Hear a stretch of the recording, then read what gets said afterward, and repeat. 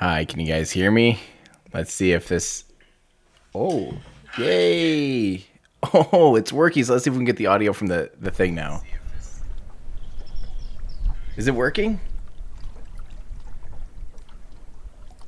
Okay, hopefully it's actually working now. Alright. Yes, it's so lovely. Yay! Okay, sorry about that. I just ended up being, I had to restart OBS. I apologize. Everything looked fine here, and then all of a sudden, as soon as it went live, it just went crazy. So, hi everyone. How are you guys today? Thanks to Translucent One, and I am the Cecil Man, and Dao Du Hui. You're welcome. Thank you guys. So, I don't know, did we miss this? Did I miss the spin prime test? Because there's likely going to be some kind of test before the main static fire. So I might be popping in and out here, so I'm not just sitting here for, 5 hours trying to tell you guys what may or may not be happening. And I'm going to prepare this to not say that. So, I don't know. Yeah, did we actually see any kind of test from the bottom? Yeah, let me know if something actually happened. Oopsies. Because the flare did get really big there for a second, but I can move all of that now if we're beyond that. But I don't know if we are. Nothing yet. Even though the big flare happened and everything and all that extra condensation. Okay.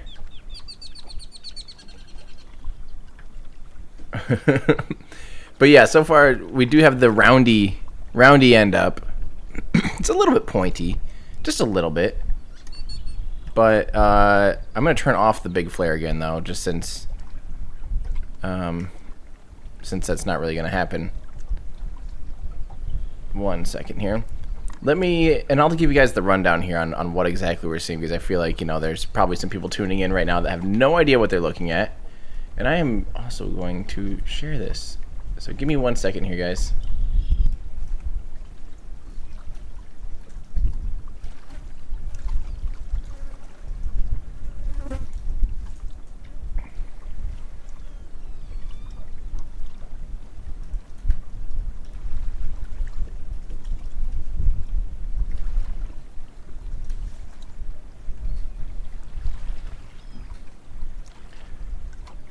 Okay.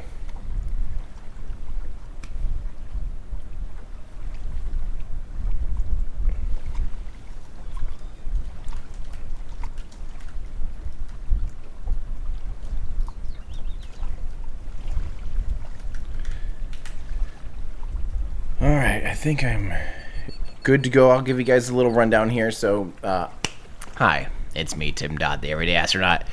Sorry for some technical difficulties. So, first off, let me explain what... let me lift up my chair so I'm, not down super tiny.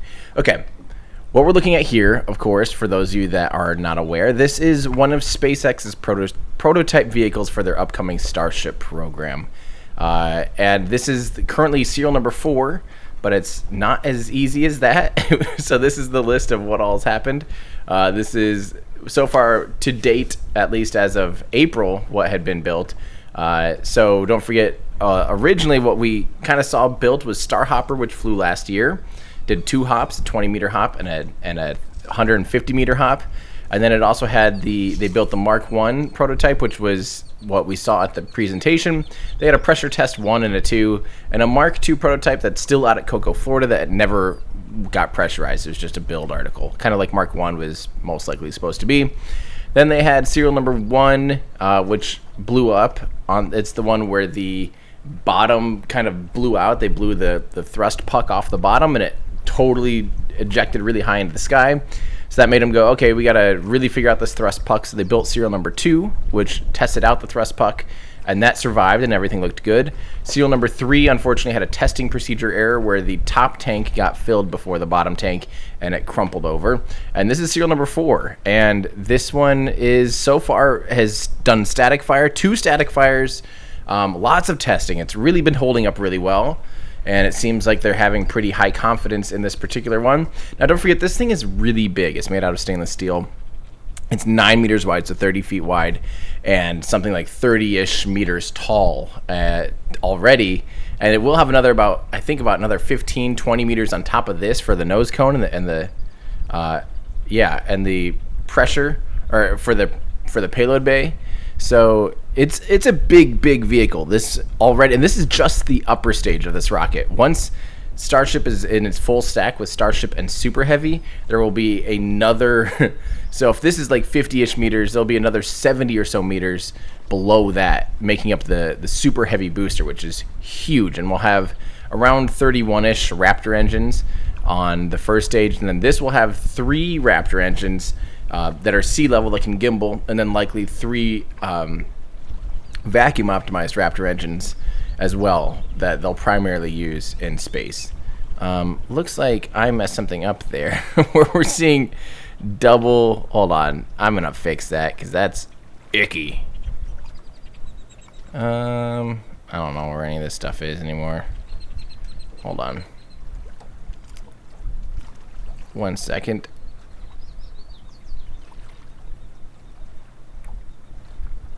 Okay, so, and of course the fire that you're seeing on top of the black tanks, that is normal.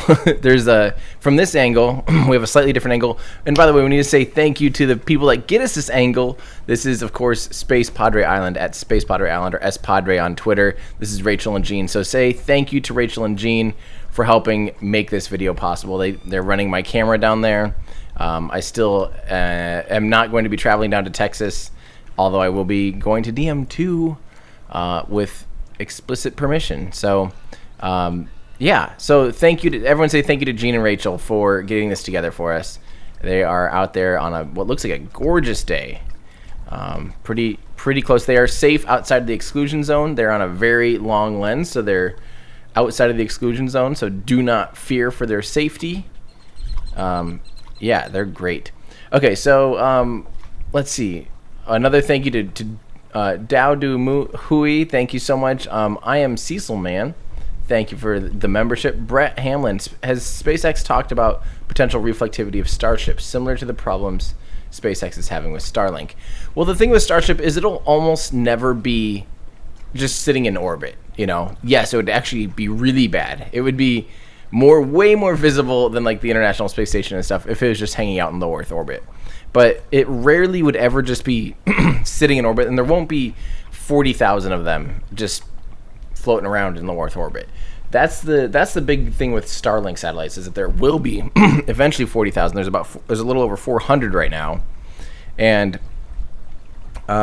yeah. So in that case, I don't think there's going to be. We'll never have that issue where we have so many of them in space being highly reflective. We likely will see some of them.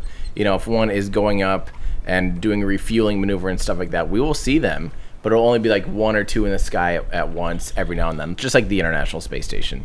So it won't ever be a giant constellation of them, and therefore it won't be an issue. But they will be bright potentially. They will potentially be extremely bright. Sorry, what's okay, so good question though, Brett. Linus, same Raptors last time. I think they switched to serial number 20 is what I heard. That they switched which Raptor engine they are utilizing for this. Can anyone confirm that?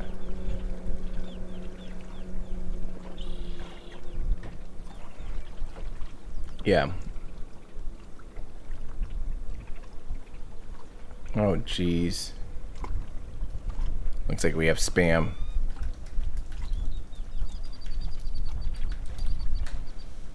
Give me 1 second, guys. I'll take care of this.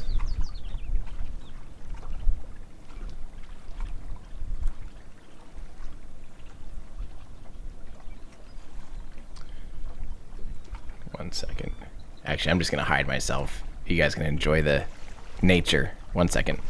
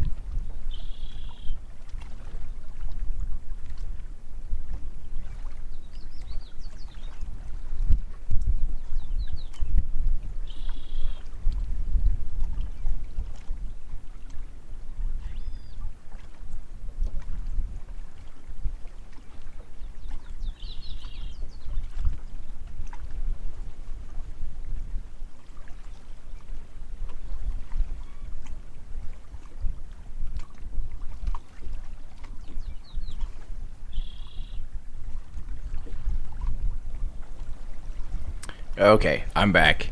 Took care of that, hopefully. I'm not gone forever. I just needed to take care of the community. I don't know how do people set up these spam bots like that? It's so silly. What is the point of all of it? What's the point of everything? Hopefully that's quite a bit better. I think we should be good. So thank you for your patience. We just want to make sure we have a cool place to hang out and where everyone can enjoy conversation with each other and not get flooded by spam.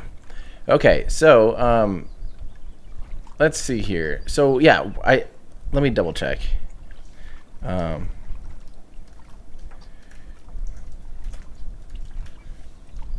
confirm about the Raptor engine, but I actually do think they switched which Raptor is doing the static fire. Mark, thanks for the membership. Oh, and Caleb Bell never said hey before, so hello from South Africa. Sweet, thank you so much. That's awesome. Hello, South Africa. And Jason, thank you for saying thank you to Gene and Rachel. That's awesome. Kronos, what's my favorite rocket and rocket company and why? Current flying rocket, I mean, it has to be Falcon Heavy. It's just such an awesome vehicle. I mean, if you can't tell, I do like it quite a bit. Look at it's unbelievable to see, and it's currently the most capable rocket flying. If it was expended, it'd be able to put 63,800 kilograms into low Earth orbit. So you could launch literally a full 740, or is it a 737? I think, like, completely an actual jumbo jet. Pretty nuts. And by the way, this is serial number 20. They did switch over to serial number 20 from serial number 18. So it is a different engine than the other static fires. And the reason for that, we're not sure. But maybe they just want to test with all, there are 3 that are going to be on there. They might as well do different tests with different engines. Yeah. It'd be super cool. Oh, that's awesome. Corona, hey, welcome.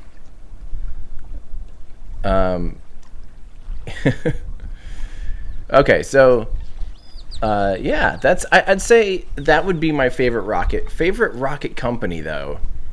I don't think that's fair to really say, because a lot of them are doing really cool things in different ways. I would definitely say I've always been a big fan of watching the rapid pace of SpaceX, and a lot of people I know and really I really like a lot of the people at SpaceX. They're great people and have just an awesome company, an awesome culture. But the other one that I'm really fond of in particular is Rocket Lab. Rocket Lab is like the most chill rocket company you could ever have. They're just, everyone that I've ever met is just all like, yeah, just sure, sounds good. Hey, can I interview your CEO on top of the launch pad? Yeah, sure, okay, whatever. Like, sweet. They're just super cool. So I definitely am just fond of that attitude. But they're very plucky too. But in general, though, like, I'm very impressed. Believe it or not, one of the ones that's super cool that we haven't heard about much lately, or in general, is Virgin Orbit. The way they're doing things is super different. And I think once they come online, everyone's gonna be like, oh, whoa, this is a thing.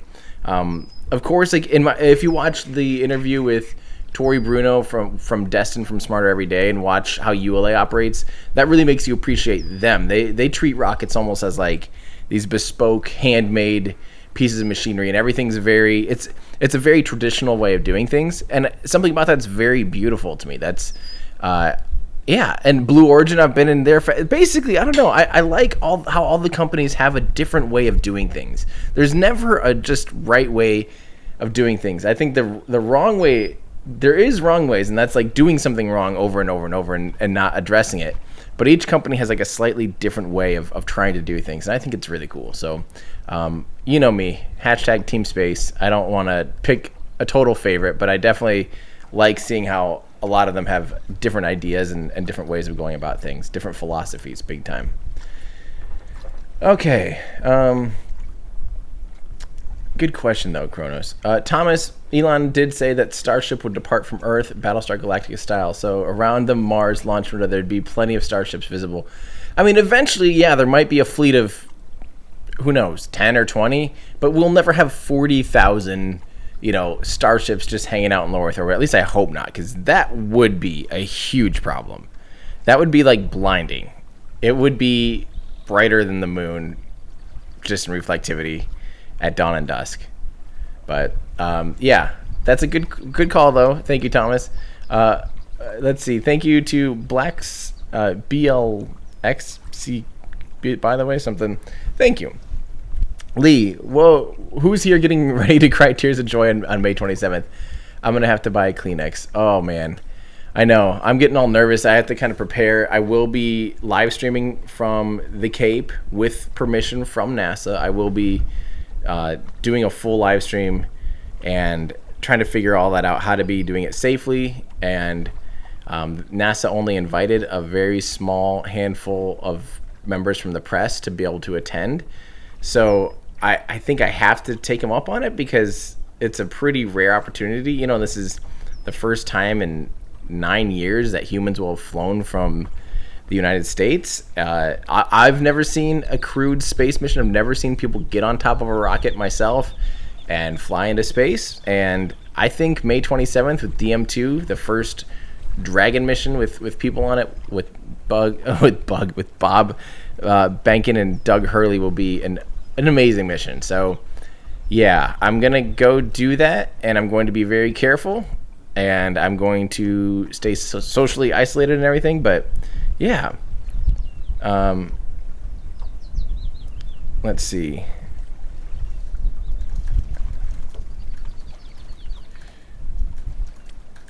So just a heads up too, guys. You know, today we think we don't know for sure if they're going to be doing a static fire today. I should remind you.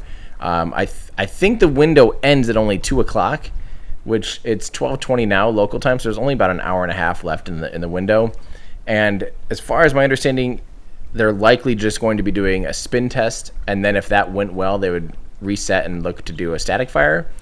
But with the road closure and stuff, we'll have to see what's actually available. So we will see. So we don't really have any sense for when things are going to be really happening. Okay. But Lee, yes, that'll be a huge milestone, and I'm really excited for that. Timothy Sturm, you're welcome for taking care of that spam. I don't know how that stuff happens. You'd think YouTube would be better at that by now. ZGCBOA, DM2, thank you so much for that nice tip. I will use that to try to safely buy food and stuff. I don't know. Thank you, though. That really means a lot. Paul, thanks for the membership. Geek Till It Hurts, Tim Dodd for mayor. Well, thank you. I'll be mayor of Team Space. How about that? Thank you very much. Yow Boy, thank you so much. Space for everyone, thank you. That's awesome. Thank you for the fox with all the hearts. Always appreciate a good fox with hearts. William, why not build super heavy first before the vehicle? There's a few reasons. Number one, hey, let me know if the nature sounds are too much or not enough. Let me know. But why not build super heavy before the Starship? Starship actually is a lot more advanced. It actually has a lot more things to check off and prove out before they even bother with super heavy. So because it has that belly flop maneuver, the crazy landing maneuver, and the way that it performs all of its stuff, it's super different and super backwards. They're starting with that, and also it requires less engines. So don't forget, if they were to test out, like, they won't test out super heavy until the upper stage is ready, because there's no reason to launch a super heavy variant without a second stage, right? It's just not something they would do. So they need the second stage to be ready. And normally on a rocket, the second stage is more, I wouldn't say trivial, but it's smaller and potentially easier to develop than the booster stage. But in this case, the upper stage just has a lot of weird things to figure out first. So once they get it figured out, then we'll likely see them move into the super heavy. So once they nail landing, like if they nail the 20-kilometer hop, and then maybe do another even faster something crazy, then we'll likely see them start working on super heavy. But I don't think they're going to bother with super heavy until we see those things. So yeah, That's the main reason. And yeah, and also it'll take them a while to actually build 31 Raptor engines. Like, even at this point, if they don't lose any, I think it'd probably be almost till the end of the year before they even have any. Oh, there we go. Big vents. The dual big vents, even. This might be the start of a new one.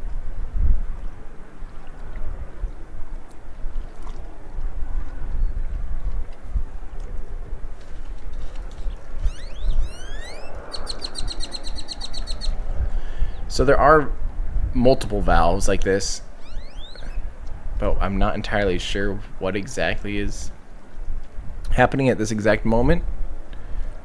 They normally do this when they're detanking, especially this much. And I think before they fuel up, they normally purge the entire thing with nitrogen, I think, right? Or what do they purge it with?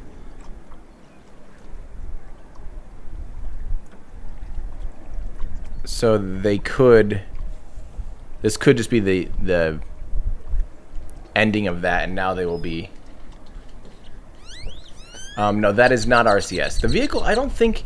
There were some pictures of people speculating that maybe there was a type of RCS on the vehicle now. I don't think there's RCS on the vehicle yet. That is just the main vents. But yes, we're looking at... Right now, that is likely, you know, N2 or nitrogen, so...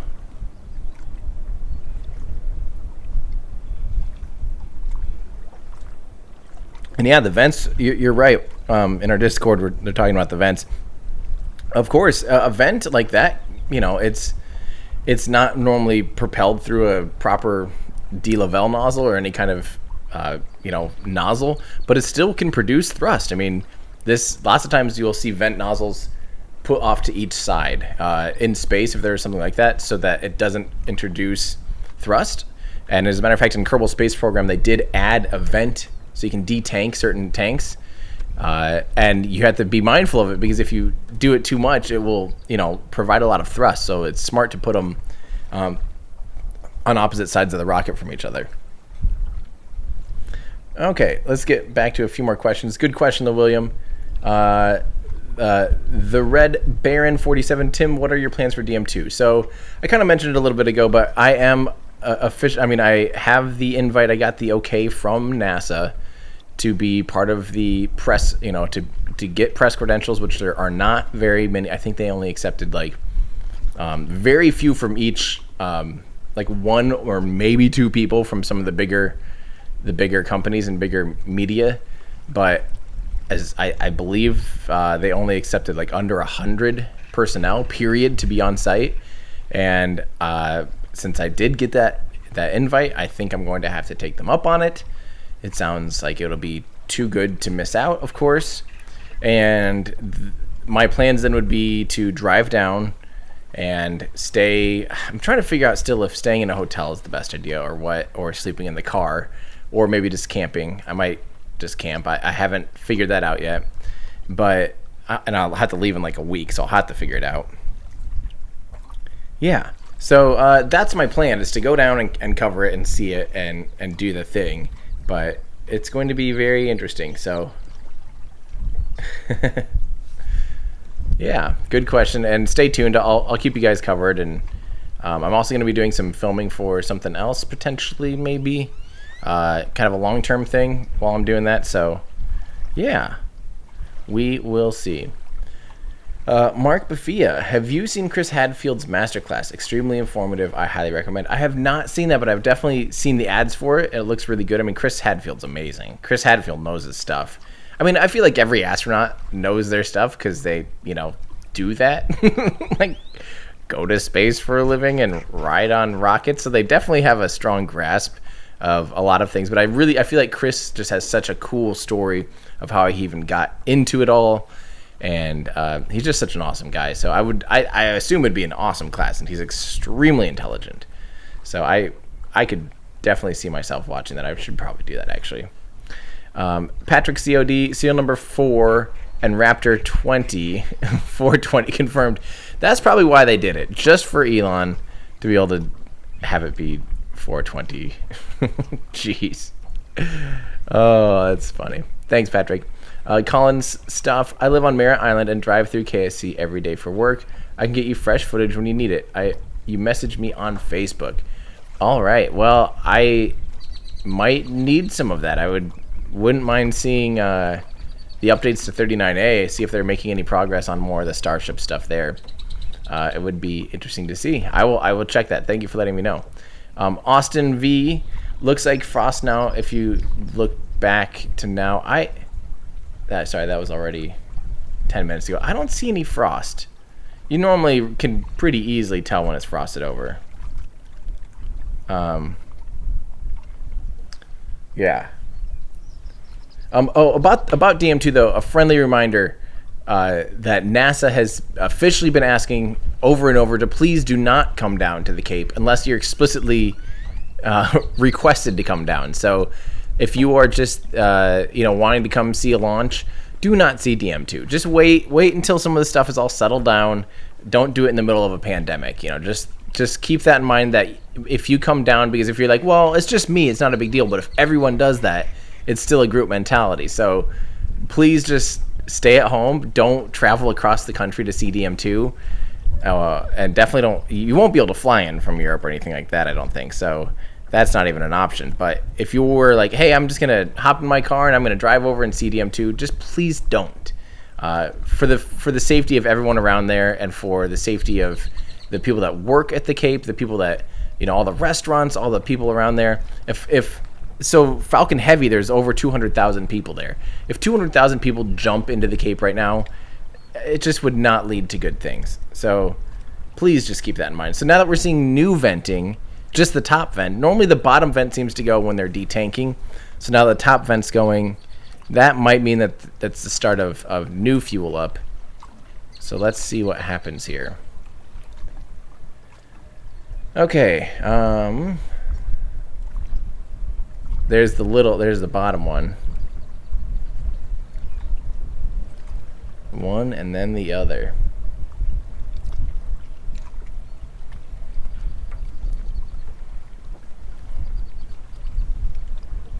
Do they purge with helium? I thought they would purge with nitrogen, but they might purge with helium.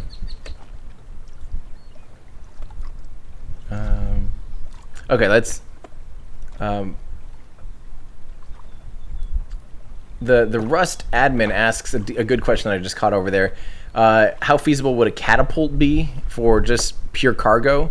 It is an option, kind of, for a purely non-substantial bit of hardware. So the G-forces in order to catapult something into space. Now the problems is, to get to space you have to go extremely fast. You have to go 17,500 miles an hour, 27,000 miles an hour horizontal to the Earth, the curve of the Earth, right? So if you do that at ground level, it'll burn up no matter what, right? So if you give it all the velocity on a giant trebuchet right here and you let something go 10 times faster than a bullet, guess what's going to happen to that? It will break apart no matter what. It will melt. There's no way you'll be able to make anything that can survive that bit. So you can't get it up to that velocity. And also, you have to get it, if you get it up to that velocity, it'll come right back to where it is from that point, because that'll be your periapsis, and it'll slow down through the atmosphere before it even gets to space. So it's not really a valid option, but what you can do, and there's I think Spin Launch is a company that wants to do something like that, but then you would still have to have some kind of onboard thruster to circularize and get it into orbit. But it ends up just being extremely complex and honestly not worth it. And as far as bad for the planet, you need to watch my video about how much do rockets pollute, because I run all the numbers.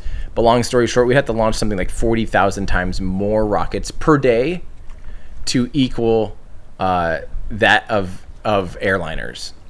So, or not even per day, it's 40,000 rockets a day, I think, or wait, something, I've already forgot all the stats. But it's the global CO2 emissions, for instance, of rockets is 0.0000059%. of global CO2 emissions. So rockets are just not even that bad, especially a rocket like this. What SpaceX is working on is this is powered by methane. So methane's only byproducts are water vapor and CO2. And we talk about that in the video. So it's really not, and you can be recaptured. You can pull the CO2 out of the atmosphere, pull the H2O out of the atmosphere, and reproduce methane, which is pretty cool. So, and they'll need to learn how to do that when they go to Mars anyway. When they want to refuel on Mars, you'll have to do that exact process. It's called the Spadre process.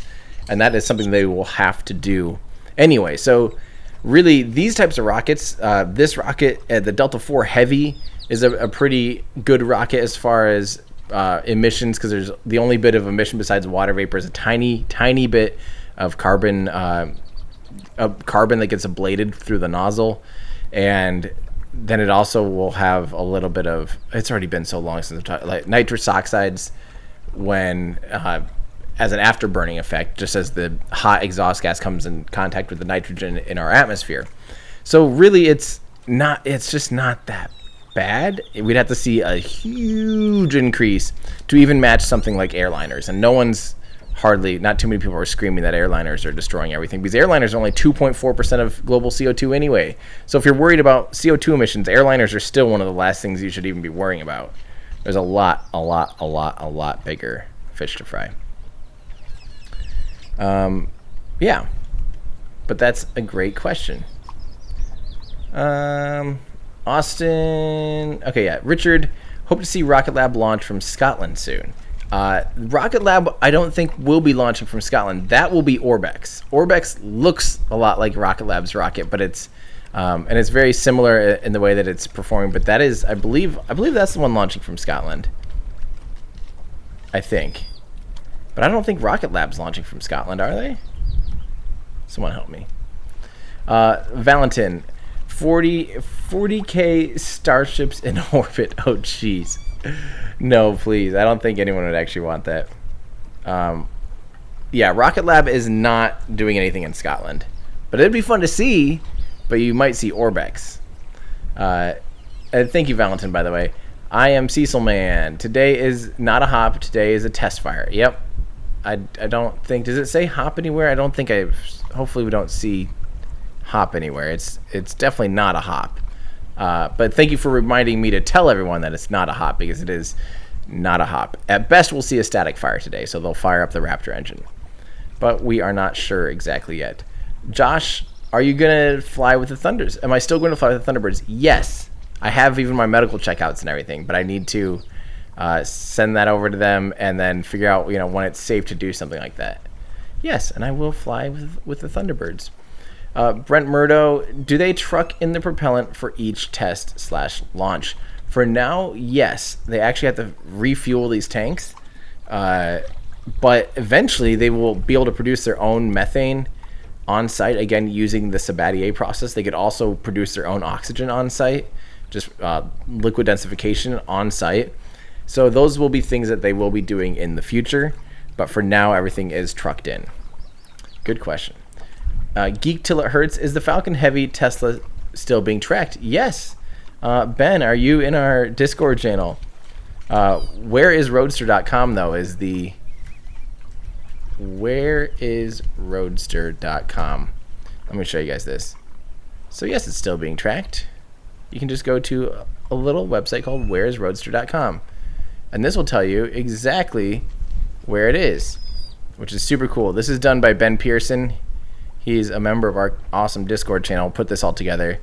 But it's currently 260 million kilometers away from Earth, but it's currently moving towards Earth very fast, because it's on. So here's the trajectory it's on.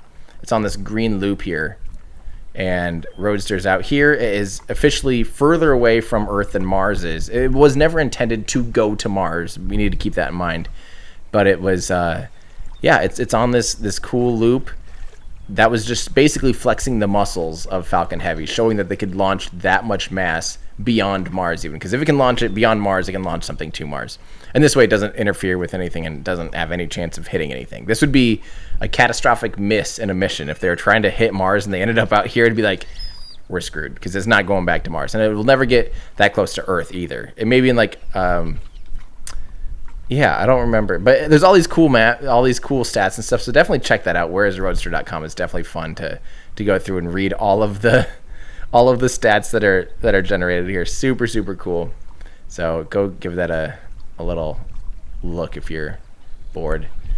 Looks like, speaking of if we're bored, we might be waiting a little bit here on on some action because nothing's happening. But normally, so if you see that flare stack like that, once we see condensation happening around the white tanks, that'll be a sign that they're probably going back for fuel up. But we will see. We will see. Let me keep answering some of your guys' questions. Razimbot, thank you so much. SSG Stanford. SSG Stanford, sure. Tissue's fun for DM2. Oh, man. I don't even want to think about it yet. Ooh, we have a little vent up top again. That's a good sign. A little vent up top. Very cool. So, thank you. I haven't even thought about that. I'm going to be a mess. Tony James, thanks for the membership. Razimbot, thank you. Razimbot, thank you again. Zuiuma, hey Tim, how tall is the Starship prototype? So currently, I think it's about 30 meters or so tall. Maybe a little bit taller, but which is what, 100? Wait, about 100 feet tall-ish. So yeah, I think it's just a little over 30 meters tall, so about 100 feet tall, and it will have another 15 or so meters on top of that. So it's going to be really big just for the upper stage. This is only the upper stage of the vehicle.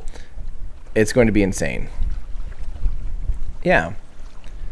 Hey, I have to just answer real quick. Cold Cuts in our Discord. Hi, welcome. I don't think I've seen you yet, but Cold Cuts says, one of my recommendations on how to research a topic quickly and thoroughly. Cold Cuts, do you know me? You know me. I can't do anything quickly. I produced that last video in 2 weeks, which was a shock. And in those 2 weeks, we also were able to test stream some of this stuff. So there's a lot of time spent there. So, but that was an easy topic, just like a single topic. So as far as quickly and easily, I don't know. I have no idea. I would say, but definitely the biggest thing you can do for sure is look for, what's that called? It's, wait, what's it called? Scholar.google.com? Yes, this is probably one of my favorite things, is to go to scholar.google.com. It's a search that will only look for articles, so you can just find published articles. It's a lot easier to, really find a trusted source on stuff and find the source for certain topics. I just think that's a lot better way to do things than just a generic Google search. When you just Google like something. I found that to be a really quick, easy way to find the proper research papers and things like that. I would say that would be, that'd be good. So the flare is going again a little bit. So maybe they are beginning to fuel, potentially. I have no idea. Anyone that thinks they know outside of SpaceX is probably not entirely true. But, yeah, that's a good sign. That is a good sign. I do love the nature sounds. Okay, so let's keep answering some of your guys' questions here. Cyborg Delta 1, do you think starships will have names? If so, what do you think the name of the first one will be? I want it to see one be called Space Duck. I didn't see that coming. So Elon has said that he wants to name the very first one that goes to Mars the Heart of Gold. So that might be what the first one is called. I think at some point eventually it will become too much, because if they have a full fleet like you do airliners, there's just not, people just don't name every airliner.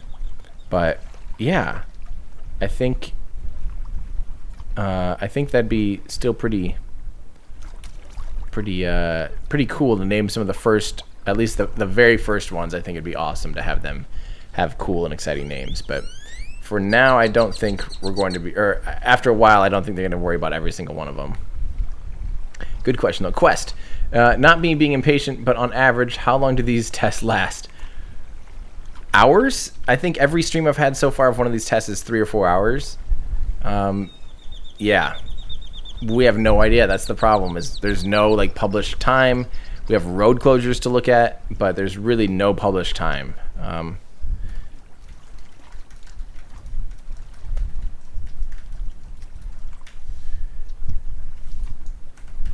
Yeah. Thanks, Morpher. Or Morphier. Thank you. If I knew how to say stuff. But the good thing is today they won't be going. I think they have to be done by 2 local time, and it's 12:45 local. So that gives them an hour and 15 left. So we will see if they can squeeze something in by then. But it's really hard to tell at this point if that'll be the case. So luckily you won't have to sit here too long. But I mean, it's kind of fun just to hang out anyway and look at a rocket, get ready to do something crazy. Yeah. Let's see. Lee, will Bob and Doug be live vlogging the launch? I don't think so. They're going to be worried about the mission. Ooh, there's condensation. Okay, that probably means that they're... Wow, that is a lot all of a sudden. That is so cool. So... likely now the fueling really has begun. I should probably have changed all the stuff on screen. Very good sign. Cool. It's looking good. Will Bob and Doug be live vlogging? No, they have work to do, so they won't be like, hey, it's me. There will be cameras on board though, and hopefully we'll see some of those shots on board during the ascent. That would be awesome. But yeah, I think I don't think it'll be quite the time yet for like a YouTube style live vlog quite yet. We'll see. Hopefully that'll happen soon. With Tom Cruise going up, I think we'll see some kind of coverage that we have not seen before, which is really cool. Adnan, will Dragon XL be obsolete if Starship wins HLS? So no, because Dragon XL, NASA is going to need a cargo service. Like they will absolutely need to have the ability to resupply the gateway, right? And they can't rely on it being some pretty risky. This is a pretty risky vehicle, pretty risky program, and I have personally have no doubt that it will happen eventually. But to rely on it to be able to feed astronauts and have the program succeed, that's why they went with Dragon XL, because it's low risk. They can just, the Falcon Heavy's ready to go. That's a done developed vehicle. And Dragon XL is a very simple spacecraft based on existing architecture. So don't forget, development never goes as planned, right? Like name one rocket that took off on time from scratch, and you're lying, because it will never happen. And so people seem to forget, like, oh, just do this. But it's really hard actually to get to the point where something is operational and certified and ready to go.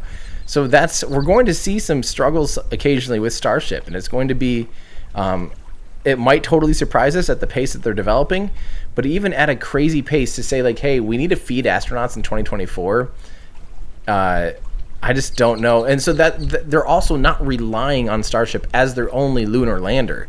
It's one of 3 lunar landers, and it's still not, they could still down select in February of 2021.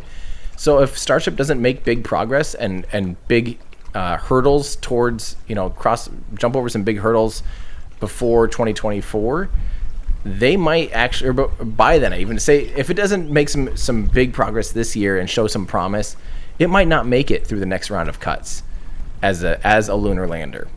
So we will see, honestly, because it is a risky, it's a huge, it's like the most insane rocket ever genuinely worked on. I guess the N1 still might have it a little bit as far as just pure insanity, but this is darn close. This is really, really close. So yeah, that's a good question though. But for now, NASA wants to make sure that they just have a safe supply service, and that is absolutely no problem for Dragon XL Falcon Heavy. But that's a very good question. But eventually, here's the thing though, honestly, yeah, if Starship starts becoming totally normal and they're doing the lunar lander Starship in 2024, 2025, they might change the contract out really quickly, actually. They might just be like, cool, you guys got this. Let's change out the contract and you can fulfill it using Starship. So it could, but I don't think NASA wants to have that be the only thing, obviously. Geek Till It Hurts Me wonders if Space Tesla would have lost its paint color by now. I do have a video about that. It's an older one, but it was about 2 years ago. Yeah, I think about almost 3 years ago, actually. I think that was like, I don't remember. But I did a video about how long can the Tesla survive in space. It was one of the last videos I think I ever shot with my spacesuit. And I did it about half and half in the spacesuit. But it is a video about all of the different things. It's a really silly video too. I actually like that one. So if you want to know, like, you know, can a car survive in space, check that one out. It's pretty funny. Yeah. And my guess is it probably still hasn't lost all of its paint, but I bet it looks pretty bad by now already. It's Snoopy22. Thank you. Chris Kibb, do you prefer the comparison of Will Wheaton or Wesley Crusher? You can't say neither. Well, you can, but please humor your audience. Thank you. Well, isn't that the same person? Isn't Will Wheaton Wesley Crusher? Am I missing something? Doesn't he play like Wesley Crusher? I mean, right? I don't know. I don't know enough. But yeah, I get compared. People all the time say, is this Will Wheaton's brother? Played by Will Wheaton. Yeah, I don't know. I get that probably almost daily in the YouTube comments that I look like Will Wheaton. I'm not sure. Sure. I mean, neither of those things really affect me too much. So I will say that I prefer Will Wheaton because he's a person and Wesley Crusher's a character. I have no idea. Yeah, there you go. Good question, though. I didn't know. This just only started happening about a year and a half ago. All of a sudden, everyone's like, you look like Will Wheaton. Or 2 years ago or something. I didn't even know who he was at first. Razenbot, will you go with SpaceX moon tour for $1 million? I would consider... I mean, in like 10 years, I would consider like going to the moon. Or like 15 years. After it's become very routine and just pretty normal to do so. I would like to do that before I die. I'd like to not die on that trip. And yeah, I think that would be something I'd like to do in like 15 or 20 years. Yeah. And if by then if I had $1 million by then, I would consider spending it on a once in a lifetime thing like that. Yeah. Good question. Chris Bradley, SpaceX has airspace booked for a hop tomorrow. Question mark. I don't know. They have a lot of airspace hops, but I need to double check on where they're exactly at with the rest of this week, so I kind of know what's happening. But look at that. We're getting a lot of venting now, but we're still not seeing frost on the vehicle. Just noting. Yeah. Good. I will look into that, and you'll see me popping up here doing a live stream when it gets closer for sure. Desi Geek. So today is the test. Today is a test. There's lots of tests. This vehicle will be testing a lot. All the time. Basically from here until it's flying all the time. I mean, it will be testing very, very often. Serial number 4, serial number 5 is like pretty much done. Serial number 6 is being built as we speak. I mean, they're just getting ready to, they're building another stand out there and everything. There's going to be tests all the time until they figure it out. And that's just how this stuff is going to work. Yeah. But today is likely, we hopefully are going to see a static fire today. That's what we're hoping for. Kind of like fishing, though. You just never know. Yeah. Good question, though. And DRG Vlogs, thank you for the membership. I think I should probably do the rundown here that some people, it looks like we have a lot of new people tuning in. Just a reminder, since I just kind of mentioned what it is. Today, we're hoping to see the static fire or an engine test of SpaceX's Starship prototype serial number 4. So the big shiny thing you're seeing kind of towards the left, that is the Starship prototype. And it's very big. It's about 9 meters wide, so 30 feet wide. Think about how big that wouldn't fit in my living room at all. It's huge. It's a huge vehicle. It's about 30 meters tall, or around 100 feet taller, so it's really, really tall. And this is still not its final form. This is only the upper stage of their upcoming Starship / Super Heavy launch vehicle. So this is just a prototype to test out for now. Test out some new hardware, test out their structure, make sure their structure, the actual stainless steel that it's made out of, is welded well, is secure and able to withstand some stresses and things like that, and fueling and all the things that it needs to be able to handle for flight. So this particular one only has a single Raptor engine on it. The Raptor is SpaceX's full flow staged combustion cycle methane fueled and methane powered Raptor engine. It is arguably the world's most advanced rocket engine. Full flow is extremely hard to tame, and it's only an engine cycle it's the way that you take and there's these things called pre-burners, which take some of the fuel and some of the oxidizer, just a little bit, and they burn it basically using like a rocket engine to spin up a turbine. And by spinning that turbine, that then spins the pumps. And normally you can do that and then you vent out that gas. That's called the open cycle. Then the more advanced version of that is a closed cycle, where you take the gas after it's been burnt, and instead of just having it be dumped, you actually use that as your propellant, or either as your fuel rich. So you put all your fuel through there, and then you add a little bit of oxygen, burn it, and then that goes after it's been burnt. Even though it's been burnt, it's still extremely fuel rich. It turns into a gas, and it enters the combustion chamber as a hot gas. But normally you only do that with either fuel rich or oxygen rich, but full flow does both. So there's actually two pre-burners, one running fuel rich, one running oxidizer rich. So by the time the fuel's hitting the combustion chamber, it's already a gas-gas interaction. It's extremely efficient. It's extremely complicated, but it is it's the way that if you want to take all of the propellant in your vehicle and make the best work of it, that's the only way to do it, is with the full flow stage combustion cycle. And also, because you're diluting your fuel to oxidizer ratio in your pre-burners, even though it's really high pressure, it's supposed to be easier on the pumps, which is something I still don't quite understand. But in the long run, for reliability, it actually can be the safest, most reliable thing for a rocket engine. So that'll be really good, because they're intending to reuse these things over and over and over and over again. So, yeah.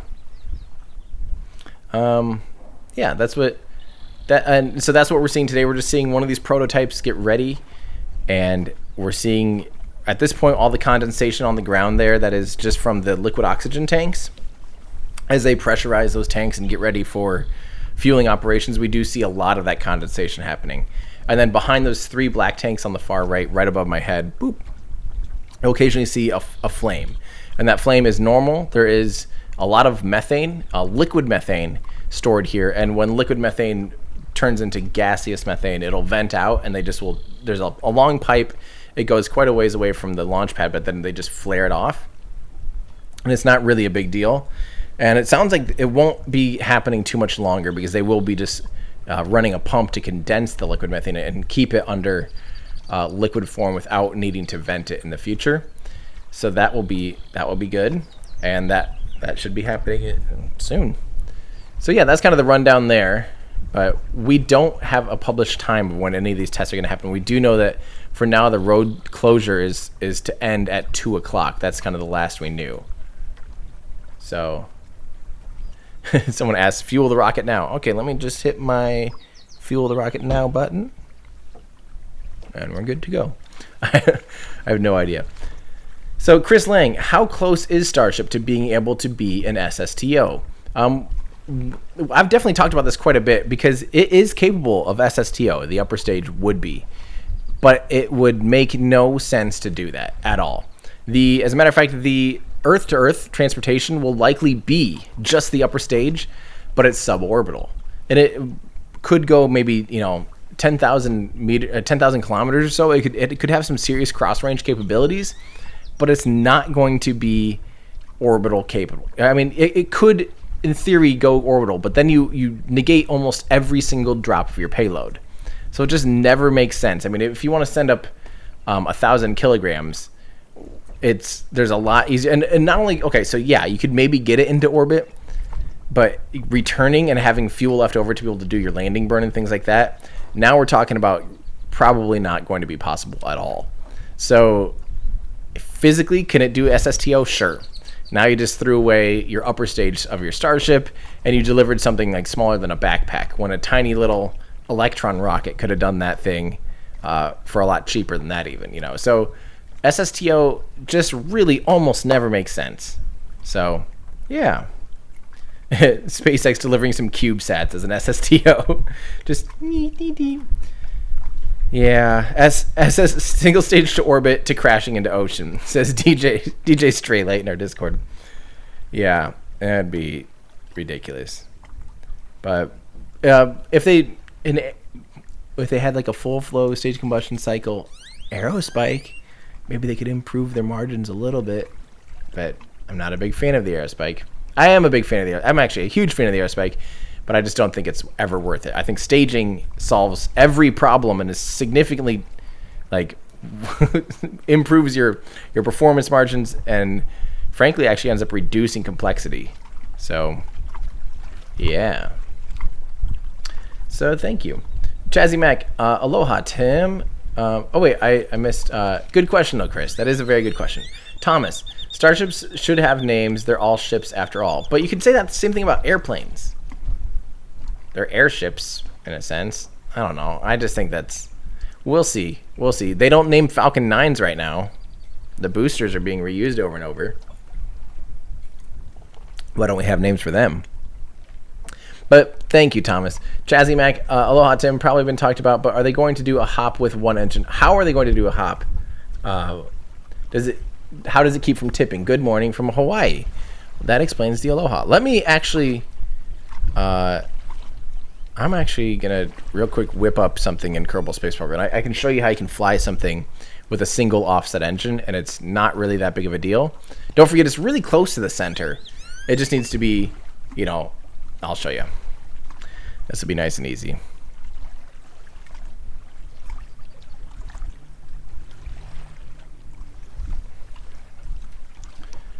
Okay, so hopefully we're getting close to seeing something actually happen. Meanwhile, I don't really want to cover this up until the very last second, so I'm going to build something in Kerbal real quick. And then I will pop over to you guys and show you what I built. And show you, yeah. Show you how that exactly works. Give me 1 second. It's not going to take much. This is a very easy thing to show in Kerbal. This is a good question, though. Okay. 1 second. Probably not the most entertaining person right now. I do apologize.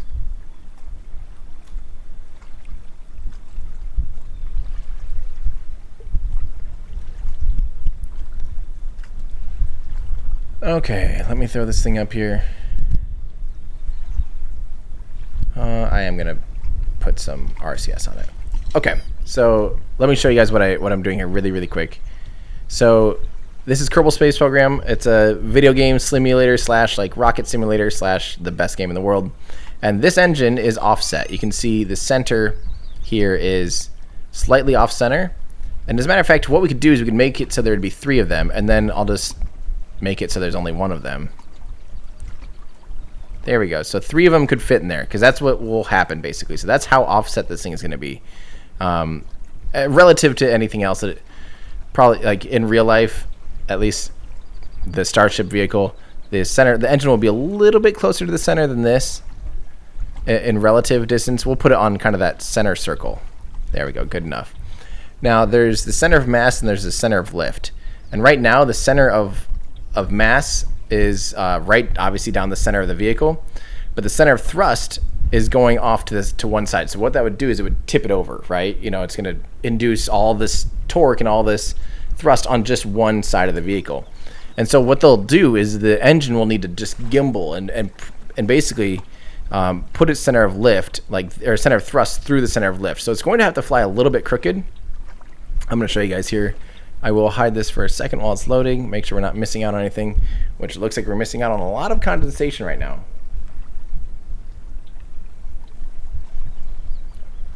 Okay, so apparently people are still comparing me in Discord to Will Wheaton. That's funny. That's really funny. You guys are crazy. Also, I should mention too, if you guys do want to join our awesome community, we do have like the coolest and most dedicated Discord channel. That is a Patreon exclusive thing. And you can join that by going to patreon.com/everydayastronaut. If you guys want to join our Discord channel, we also have a subreddit, and I do exclusive live streams for patrons too.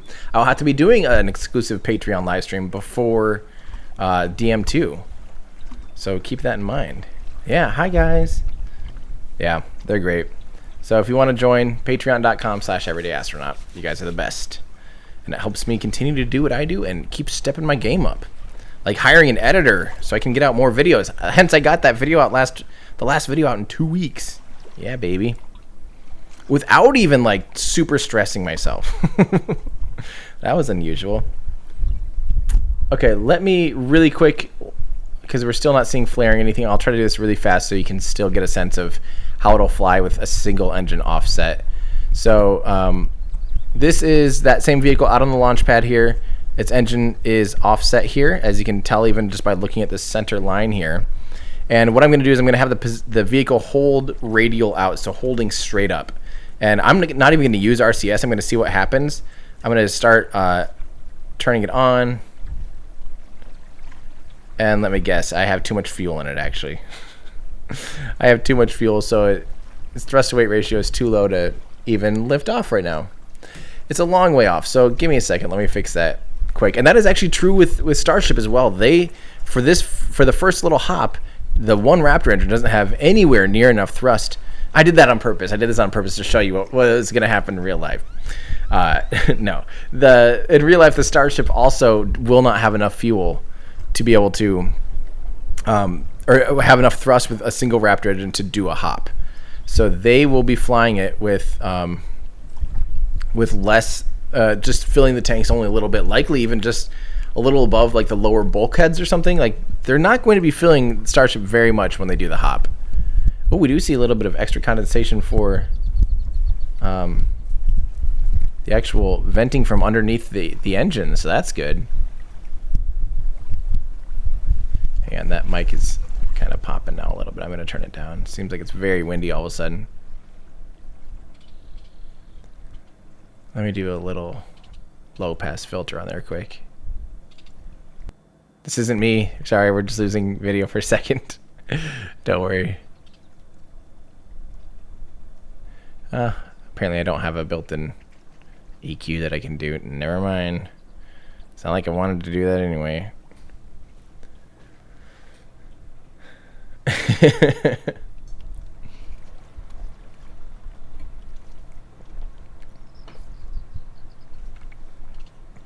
So yeah, we're definitely seeing some condensation coming from the lower portion of the engine at this point. The flare stack's still pretty small. I'm nervous to even risk playing Kerbal right now, just in case, or showing you guys that what's going to happen in Kerbal, just in case something happens right now. But you know what? We'll be fine. Okay, so I'll still pull up Kerbal really quick and show you guys how it can fly. So again, I am holding just straight up with one engine offset. And what will happen is it'll take off crooked, but notice how pretty quickly it can straighten itself out. And then if we're to try and land like this, what we have to do is we have to negate our velocity because it kind of scooted off the pad a little bit crooked. Okay, so I'm obviously having to pilot this thing, and that's not ideal. But something like that. Hopefully they do a lot better than me. Yeah, let me put this back, take this back off. I'll try that again here. I'll actually use RCS because RCS can help offset some of that. And I also went a little bit too fast. But we aren't seeing, I'm surprised we aren't seeing any frost on the vehicle. Like, we should definitely be seeing frost, but maybe it's just not that humid. I have no idea.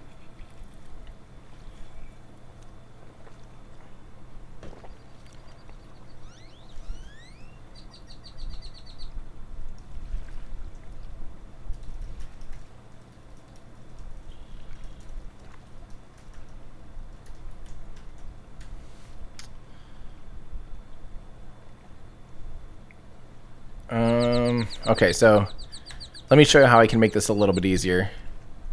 So if we use RCS, you can offset that top, you know, how it was trying to fly a little bit crooked. We can offset a lot of that thrust using thrusters up top. And then you can basically negate it all. But I will not do that right now because I'm a little bit trying to figure out here what's going on. I will do that when I know it's safe because I do want to be tuned in here and not playing Kerbal Space Program while the test is happening. So yeah, let me answer a few more of you guys' questions. Okay, so Chazzy, I'll show you more and talk about that more because it's a great question. It's definitely something that'd be fun. I could even do a really quick video on that before they do the hop. Yeah, great. There you go, Discord. I'm probably gonna do my classic sneak a quick video in real quick before something else. That'd be a fun one though. How do rockets fly with offset thrust? Because the space shuttle did that too. The space shuttle had massively offset thrust, and when it took off, it would actually power slide a little bit off the pad. The Atlas V will do that too with its in a like a 411 configuration where it has only a single solid rocket booster. It also kind of does a little bit of a power slide off the pad. Yeah, it's all the same thing. Rexity, just loaded KSP, there's an eclipse. That's pretty sweet. If you just load it up and there's an eclipse, that's pretty awesome. Although eclipses do happen very often in KSP because the moon and the sun are both exactly on the exact same inclination, just straight down everything's all lined up, you know. So it would be a lot more impressive. Like if you had even a min-miss eclipse would be a little more impressive. Not to say that's not impressive. That's really cool that you loaded it up and it just happened like that. But a min-miss eclipse would be really, really cool. Let's see. Aviation 365 asks, what happens if it flies too far downrange due to the side slip? So you can take that all into account. It's not going to go nearly as much as what I did in Kerbal. Again, because if you have thrusters up top, you can offset a lot of that. I'll show you in a second. You can actually fly straight up and down using RCS to offset the offsetted thrust. And I'll show you. You can completely pretty much negate it. So yeah, I'll do that here in a second. But for now, we're seeing some venting that I have not seen at least today. But there's some venting off that backside a little bit. But we're still not seeing any frost line or anything. But maybe that's what's happening now. Maybe now we're finally seeing the frost line. We will see. Okay. It's Snoopy22. The Rock or Dwayne Johnson? So why is this like a new thing? Character versus actor? Because I think Dwayne Johnson's seems like a very nice gentleman. I would like to shake his hand gently. Thanks, it's Snoopy. Ryan Collier. What do you think SpaceX will do with all these used pieces of Starship? Seal number 2, seal number 3, thrust section, all the extra nose cones? We already know because Elon is going to be making me a Cybertruck out of some of these. He literally agreed to do that. So, yeah, some of the scrap, especially from Mark 1, is going to become part of a special edition Cybertruck, a Tesla Cybertruck, or multiple numbers, multiple runs of Tesla Cybertrucks. So, look at this is definitely a new bit of venting.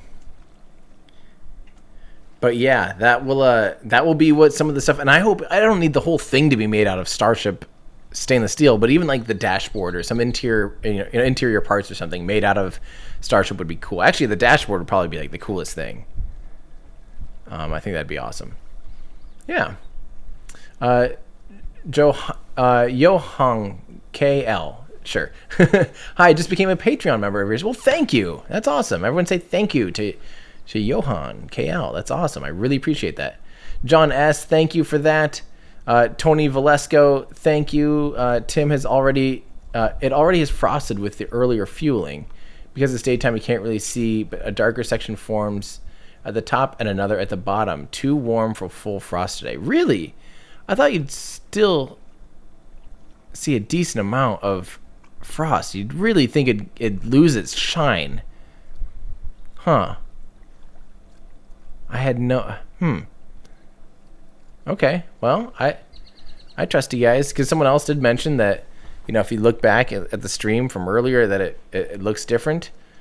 But we will see. It'd be great if that was the case. That'd be fantastic.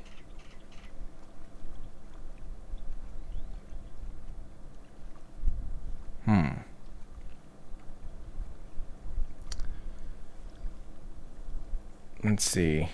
Okay, so I'll keep answering you guys' questions. And thank you again, Johan. Oh, wait. Yeah, I was on Tony.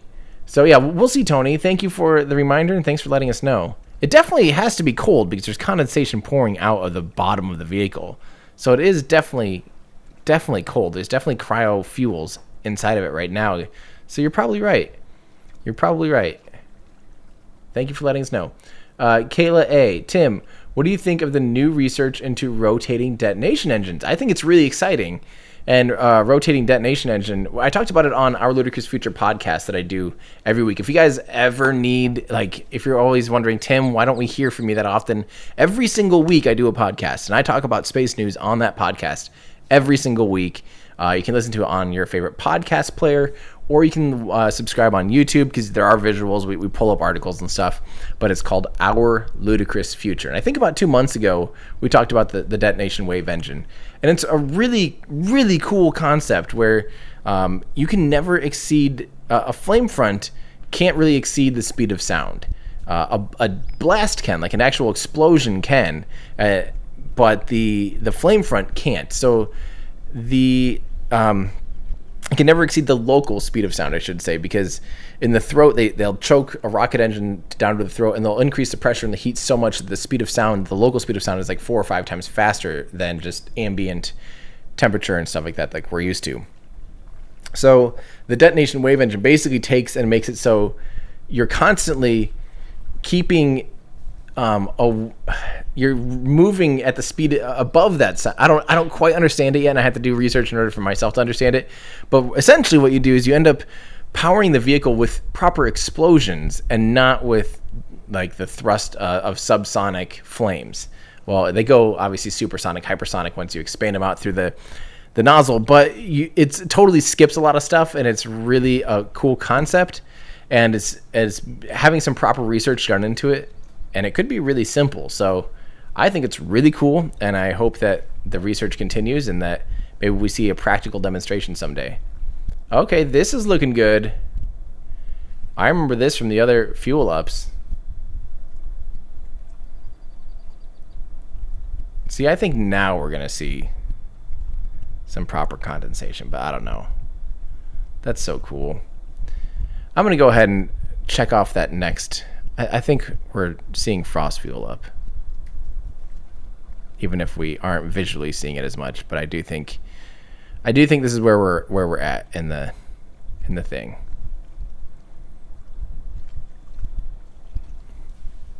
Sweet.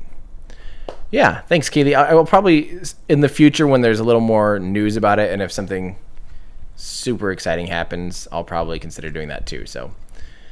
Geek Till It Hurts, thank you so much. And Siddharth, thank you also. Martin, where are we? What is your notion on orbital constructed ships once Starship is functional? I think that makes a ton of sense. We absolutely would have a lot of capability of doing at least not full-blown construction like raw, but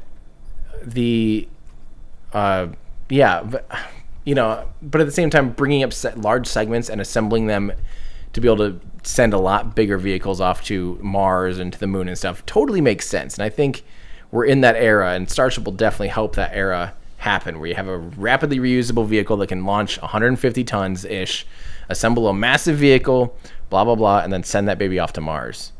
That's what I think will like. You could also send up large, really heavy propulsion units, ion, xeon thrusters, things like that are really heavy and wouldn't normally make sense. They would normally take off too much of your payload capability of your rocket. But if you could just send that up as its own power propulsion element, kind of like we're doing for Gateway, it would make a ton of sense for Mars. So, yeah, that'd be super cool.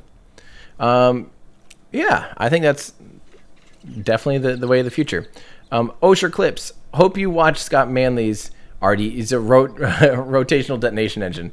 Yeah, some of the engines look like aerospike hybrids, and that is pretty much what they'd have to be, because it is a ring, like a toroidal ring of detonation that goes in a circle, and there's two wave fronts that kind of chase each other, and that explosion like ignites the next one, blah, blah, blah, the whole thing.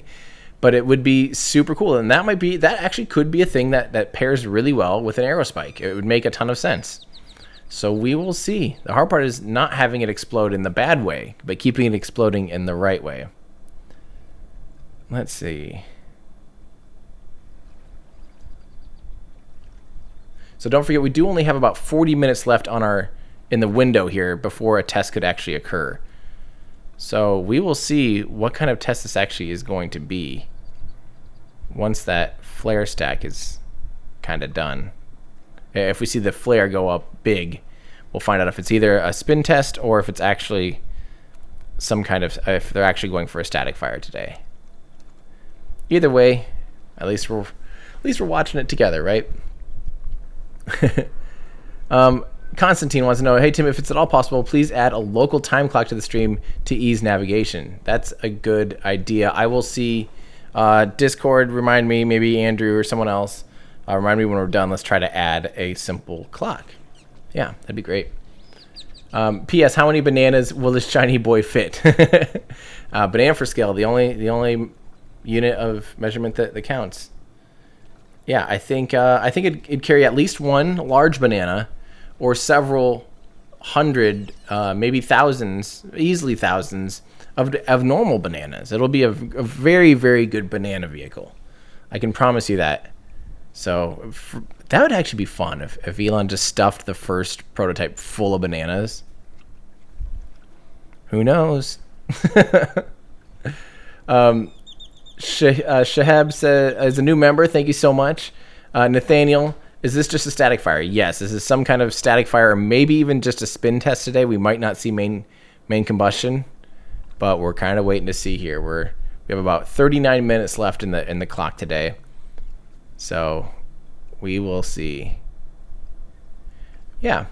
Tim, any idea what the solar panel looking thing is on the top? So on the very top, that's just the top dome head. So that's you're seeing it's basically a circle, like a half circle, right? On the very top, but there's still an extra ring on top of it because it'll eventually stack more on top of it. And then on top of that, there's some type of extra COPVs, and then there's also likely a large battery pack, literally a Tesla battery pack on top of that as well. But there's no solar, but what we're seeing here is just the bulkhead, the top bulkhead of the rocket. So yeah, good question. Let me make sure. Joseph Lowe, why not use solid state rocket with aerospike nozzle design? So I don't actually know what a solid state rocket is, or or maybe solid rocket. If you're, sorry, I'm not sure what a solid state rocket would be. But if you're talking about a solid fuel rocket, like an SRB, like a solid rocket booster, a solid rocket. I'll answer that because I don't know how to answer the other one in case I'm missing something. But a solid rocket booster, because it has solid chunks, it's those can't actually curve. They don't expand out. You'll notice that a solid rocket booster's nozzle is actually straight. So it only acts upon the thrust straight. And the aerospike nozzle has to curve. And you match the flow or the expansion of the gas. And you match it in a way that accelerates it along the curve and drops the pressure. And by dropping the pressure and by accelerating the gas, that's how you turn it into workable thrust. The longer that spike can be, the more work it can do. So it does not make sense to have a solid rocket-fueled aerospike. Yeah, moral of the story. Let's see. Hopefully that answers the question. Sorry, let me know if I'm totally missing something about a solid-state rocket engine. Jack of All Glass. Whoa, thank you, Jack. Everyone, say thank you to Jack of All Glass. Holy cow. That's awesome. I really appreciate that. What are they testing here? By the way, I love your videos. I didn't know you live streamed. Yeah, I live stream a lot. All the time, actually. Thank you so much for saying hi, Jack of All Glass. Yeah. I live stream almost any any rocket launch from so far ULA, SpaceX, Rocket Lab, Blue Origin, I'll live stream those. I still haven't done Russian launches yet, just because I'm not as familiar with the vehicles, but we are working on a rocket engine video of all of Russian rocket engines. So hopefully after that, I'll have a better personal grasp of the knowledge of the vehicles and stuff. It's just one of those things I just haven't gone down that rabbit hole yet enough to feel really comfortable just casually talking about a space program that's been around for like 60 years. I know I'd say something wrong, and I just don't want to do that. I don't want to put myself in a position of authority and then spew misinformation, right? So that's why I haven't done Soyuz launches. I also haven't done an Ariane 5 launch for the exact same reason. I just am not as familiar with that vehicle as I would need to be in order to casually talk about it and its program. But today, we're not exactly sure what we're seeing today. We're hoping to see a static fire. We are in the middle of fuel up. They have 36 minutes left on the clock to be able to really finish up testing today. So we are hoping to see at least a spin test or some kind of pump test, which are a little more boring, but we're hopefully going to see a static fire. Fingers crossed. So we will see. We are not sure what exactly we're going to be seeing, but we're going to see something. And worst goes to worst, we see some condensation on a rocket. Again, I should probably do the rundown on what this is. This is SpaceX's Starship prototype vehicle. This is serial number 4. So you can see here, again, this is what they've built to date. There are at least 26, 27 Raptor engines to date, probably closer to 30 now already because they're producing them very quickly. They've done Starhopper last year. That's the only one that's flown, at least on purpose. There's Mark 1 that was at the Starship prototype or the Starship event last September. There's pressure test units 1 and 2. Mark 2 is still out in Cocoa, Florida, hanging out, but it will never be tested. It was just a kind of a mock-up. Seal number 2 survived pressure test. Seal number 1 and 3 did not survive pressure testing, and this is serial number 4. So that is what we are looking at as we speak. These things are huge. This vehicle is 9 meters wide, so about 30 feet wide, and it's about 30 meters tall, around 100 feet tall. These are very big vehicles, and this is just the upper stage of the rocket. So once this is fully stacked on top of the Super Heavy booster, and once it has its payload fairing and payload area, I guess more of a payload bay, not a fairing. Once it has that on top, this will be a huge, huge vehicle. Substantially, I mean, this will be bigger than the Saturn V. So the Saturn V was, I believe, 110 meters tall, 111 meters tall.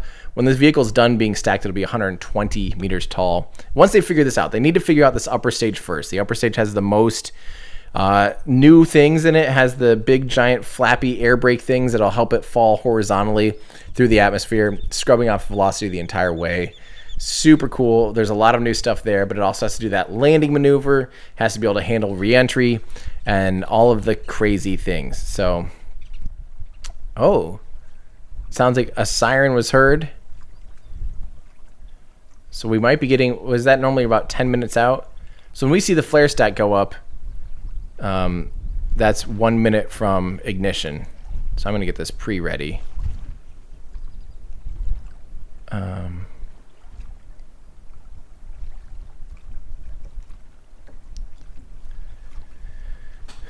Okay. Yeah, so hopefully if we see the flare get really, really big, that'll be awesome.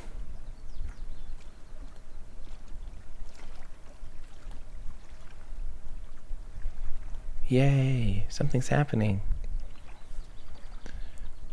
Okay. Yeah, so that's kind of the rundown. So we're hoping to see something actually happen here soon. Hopefully in the next 5 to 10 minutes. That's great news. Yeah, so again, thanks, Jack of All Glass. You're awesome. I really appreciate that. Tim, 2 questions from me. And this is from Unordinary Programmer. There we go. Hey, I can read. Yay. Tim, 2 questions for me. Do you think SpaceX will do some sort of artificial gravity for Mars trip? Also, how is Starship going to generate electricity in space without solar panels? So, to answer your first question, I don't think they're going to worry about artificial gravity, at least for the first couple trips, or for the first bit, because it's really not that long of a trip. It'll be under 6 months. And don't forget, people stay on the International Space Station for 6 months all the time. That's totally normal. And yes, it'll be weird for the crew to have to go from acclimation of zero gravity to some gravity, but we don't really know yet. And this is something that the Artemis program will help us understand. Is it like direct correlation between the amount of gravity and how bad it is for your body? So like say you're on the moon where it's 1/6 that of Earth's gravity, where it's whatever 15 or 20% or whatever it is, 15% gravity. Is that 15% as bad as being on Earth, and you're still deteriorating your muscle and your skeletons all of your skeletons are just dying? No, is it deteriorating you and it's 15% and it's really bad, so it's like 85% worse or whatever? I don't know. Do the it's 6 times worse. Yeah, I don't know. But it's not as bad as 0G, or is it like almost as good as just hanging out on Earth, because your body's still exerting forces through through your skeleton, through your muscles in the same manner. You're exerting the same forces, just not as much. So therefore, is like 1/6 gravity fine for humans for long term, or is Mars at 38% gravity? Is that going to be 38% as good, or is it going to be 95% as good as living on Earth with very little bad effects on the human body? So we don't really have enough studies about anything other than 0G or 1G. We have very, very, very little knowledge about the human body anywhere between 0 and 1. Obviously, we have about that most 3 days. Apollo 17 was 3 days on the moon at 1/6 gravity.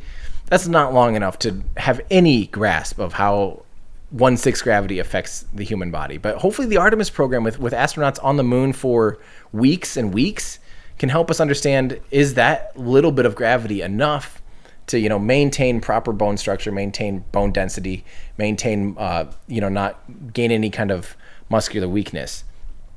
So yeah, that's a really good question. So I think though, for the first trips, it's just not worth the extra complexity. Like, just get there, have it be explorers that are okay reacclimating on Mars, in their habitat, for a little while before trying to go and explore. Just stay inside, like crawl around if you need to, or whatever it is. It'll probably be pretty risky. It'll probably be pretty, rudimentary and barbaric in a sense. And then eventually, I think maybe someday, after it's routine and we're going to Mars often, yeah, we'll tether some together and do some kind of artificial gravity, and to whatever amount. So yeah, that's a great question. In part 2, Starship will have solar panels in space eventually. We haven't seen renders on the solar panels in a while, but they used to have these big giant solar panels that extended. And we will see, we haven't seen anything about that in a long time. But that's something that we'll hopefully be seeing once the orbital version is kind of ready, or at least, yeah, I'm not exactly sure. The other thing they could do would be like RTGs, but I don't know. I'm guessing it will have the large solar panels that they showed in some of the original renders. Yeah. Good questions, though. Michael, where is that? Michael, where are you? Michael Petticord, is it supposed to leave the ground today or just burn in place? It will just be burning in place. It will just be doing a static fire. Static meaning no motion, no movement. So it's only doing a static fire. It is not leaving. It should not leave the ground today. If it leaves the ground today, something very catastrophic has happened. So yeah, fingers crossed that nothing leaves the ground other than some condensation and some flames, basically. But yeah, it's supposed to be staying right here and hopefully doing some kind of static fire. We will see. Fingers crossed. Danny Dubois, and thank you, Michael. Danny Dubois, what do you think it will be a common thing for humans to go to space, like above 100 kilometers for suborbital flights? I think it honestly could be fairly common in the 2030s. Oh, is that a big flare? Big flare. Okay, here we go. We're probably about T-minus 1 minute. Yee! Okay, let's see if we... Here we go.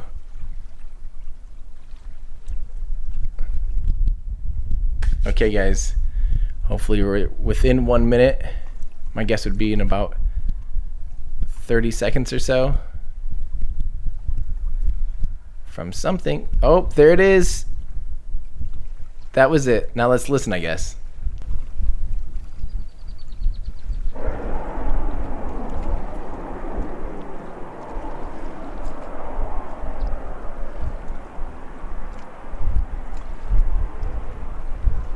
Yep, that was just a spin test. That was just a spin test. Definitely not main ignition.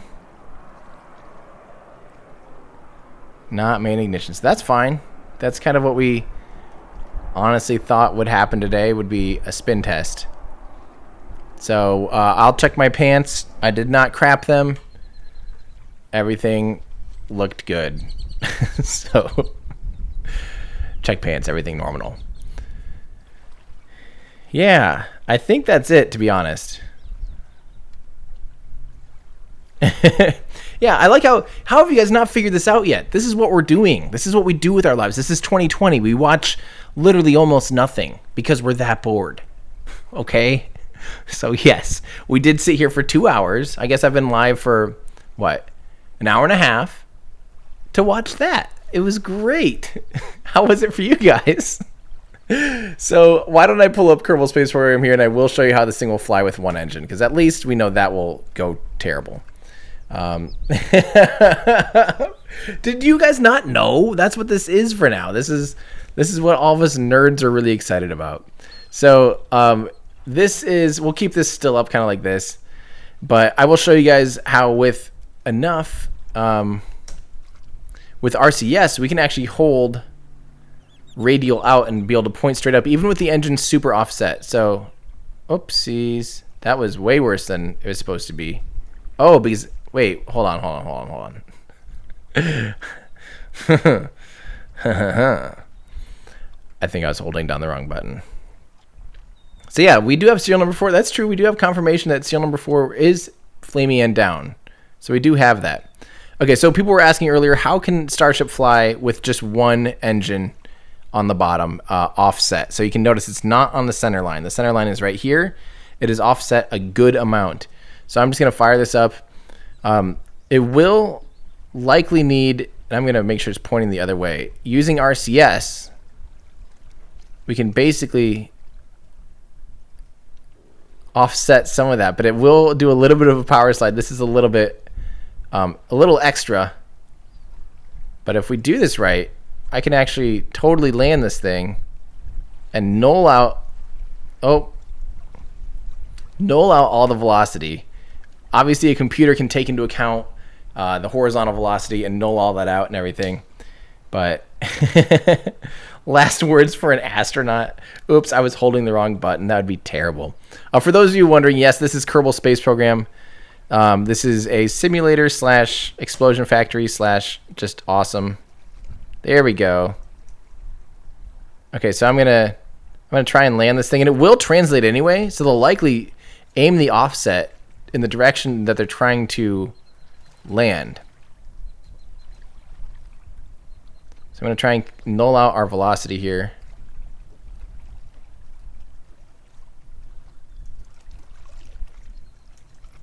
Okay. There we go. We got rid of most of that horizontal velocity.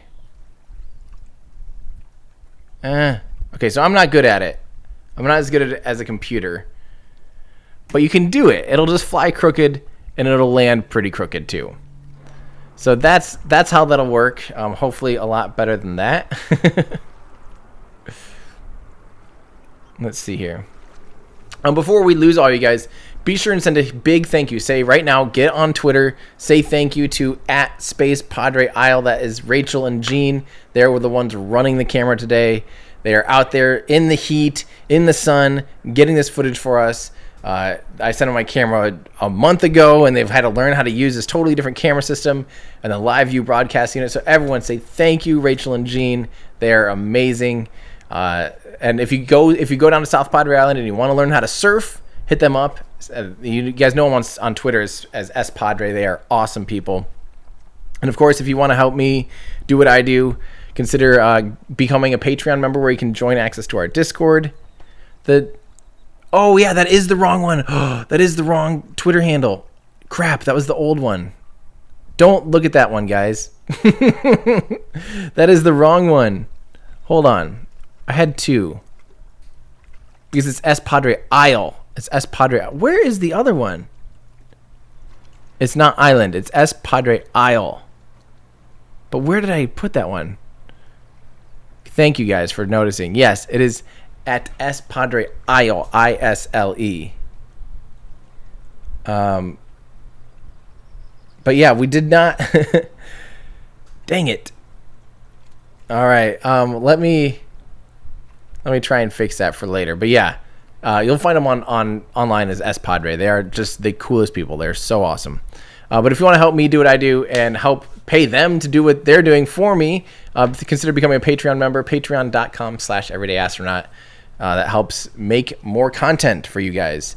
But also another fun way to do that is by going to everydayastronaut.com/shop, where we have some awesome new merch, including new Future Martian Society t-shirts. So if you are excited to go to Mars on a Starship someday, maybe the prime candidate site of this is exactly where SpaceX is currently looking to land, is Arcadia Planitia. These are the landing coordinates of the A prime candidate landing site. So if you want to be part of the in situ resource utilization team, you can grab this new shirt, Future Martian t-shirt. It's super cool. It also has the so on tags like most of my shirts do have these days. So yeah, Future Martian Society shirt, brand new. It's super cool. We also have a new kind of a retro throwback to the logo shirt. So this is also in the store. This one's cool. A little different style of shirt, which I like. It also says Everyday Astronaut, bringing space down to Earth for everyday people on it. Super awesome. And we did now update the masks as well. You guys really like these.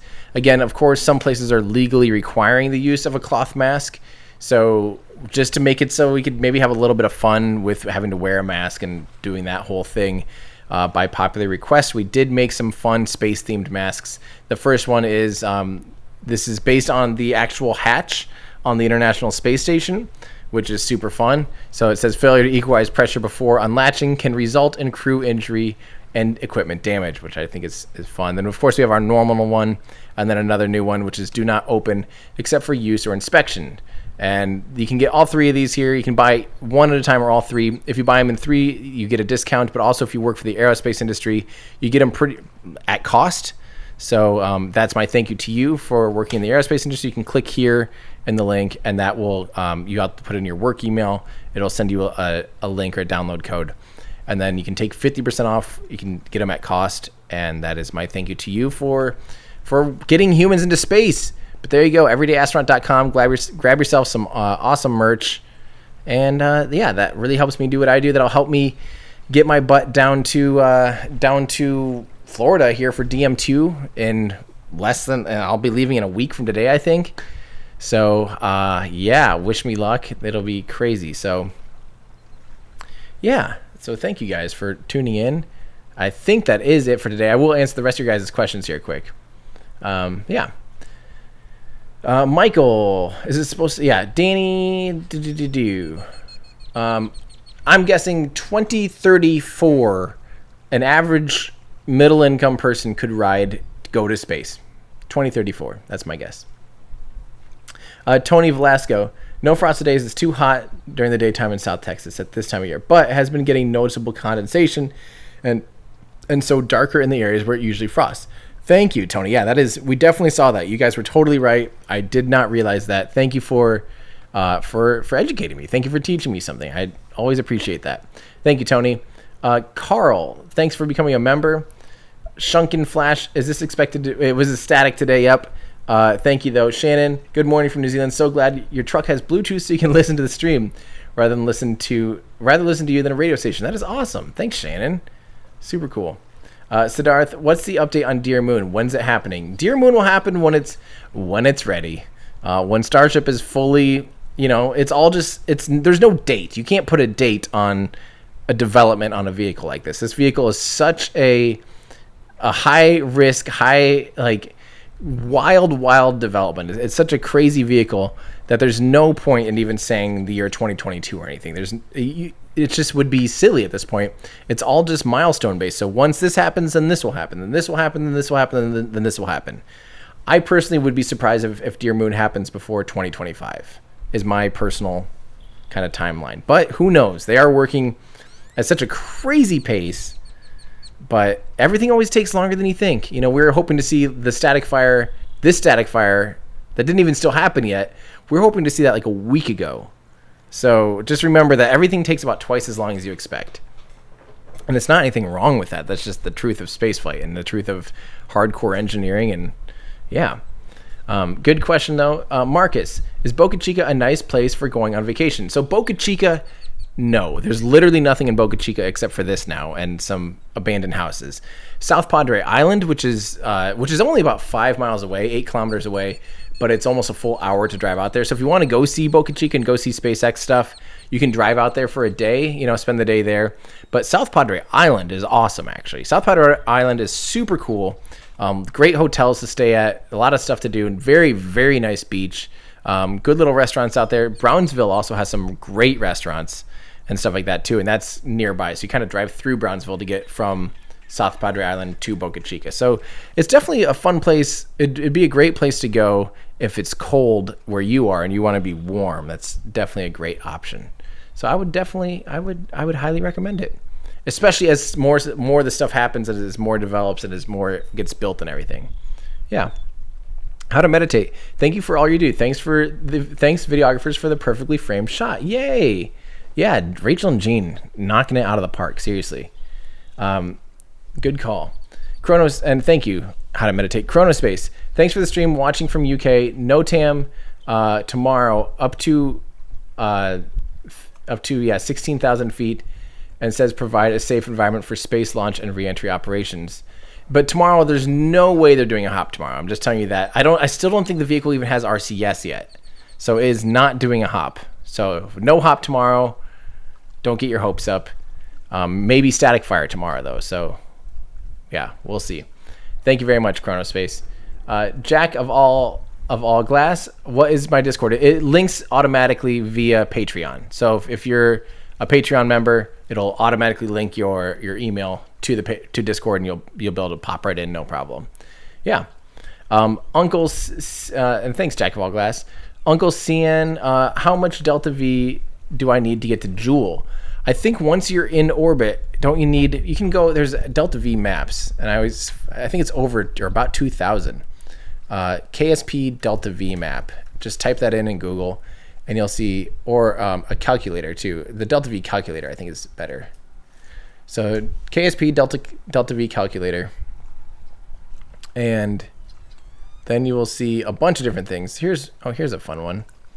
Joule is hang on, not like that. Let's KSP calculator. Where is that one that shows the? There's one that I really like. Kerbal Delta V calculator. Where is that one that I like? No, none of these look right. Anyway, to get out to Joule, there's a couple maps. I believe it's like 2,000.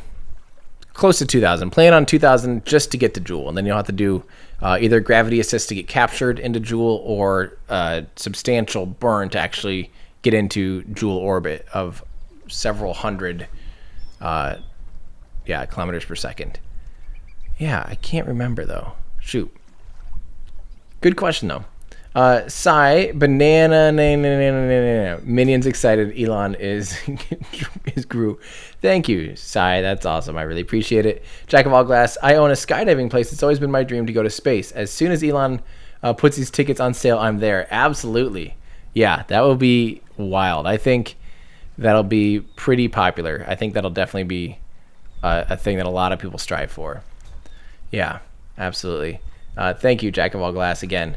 And Hannah, thanks for the membership. Paul, my hobby is EDC, everyday carry. EDC, everyday. Do you have any other hobbies? And what can't you leave the house with? I don't even know what that means. I'm sorry. A knife, notepad, watch.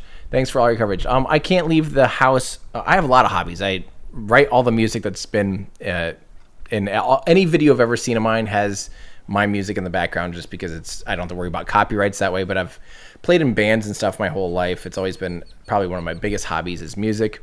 But I also really like cars and motorcycles. I've owned over a dozen motorcycles and fixed them up throughout basically my adult life. Road bikes, mostly sport bikes.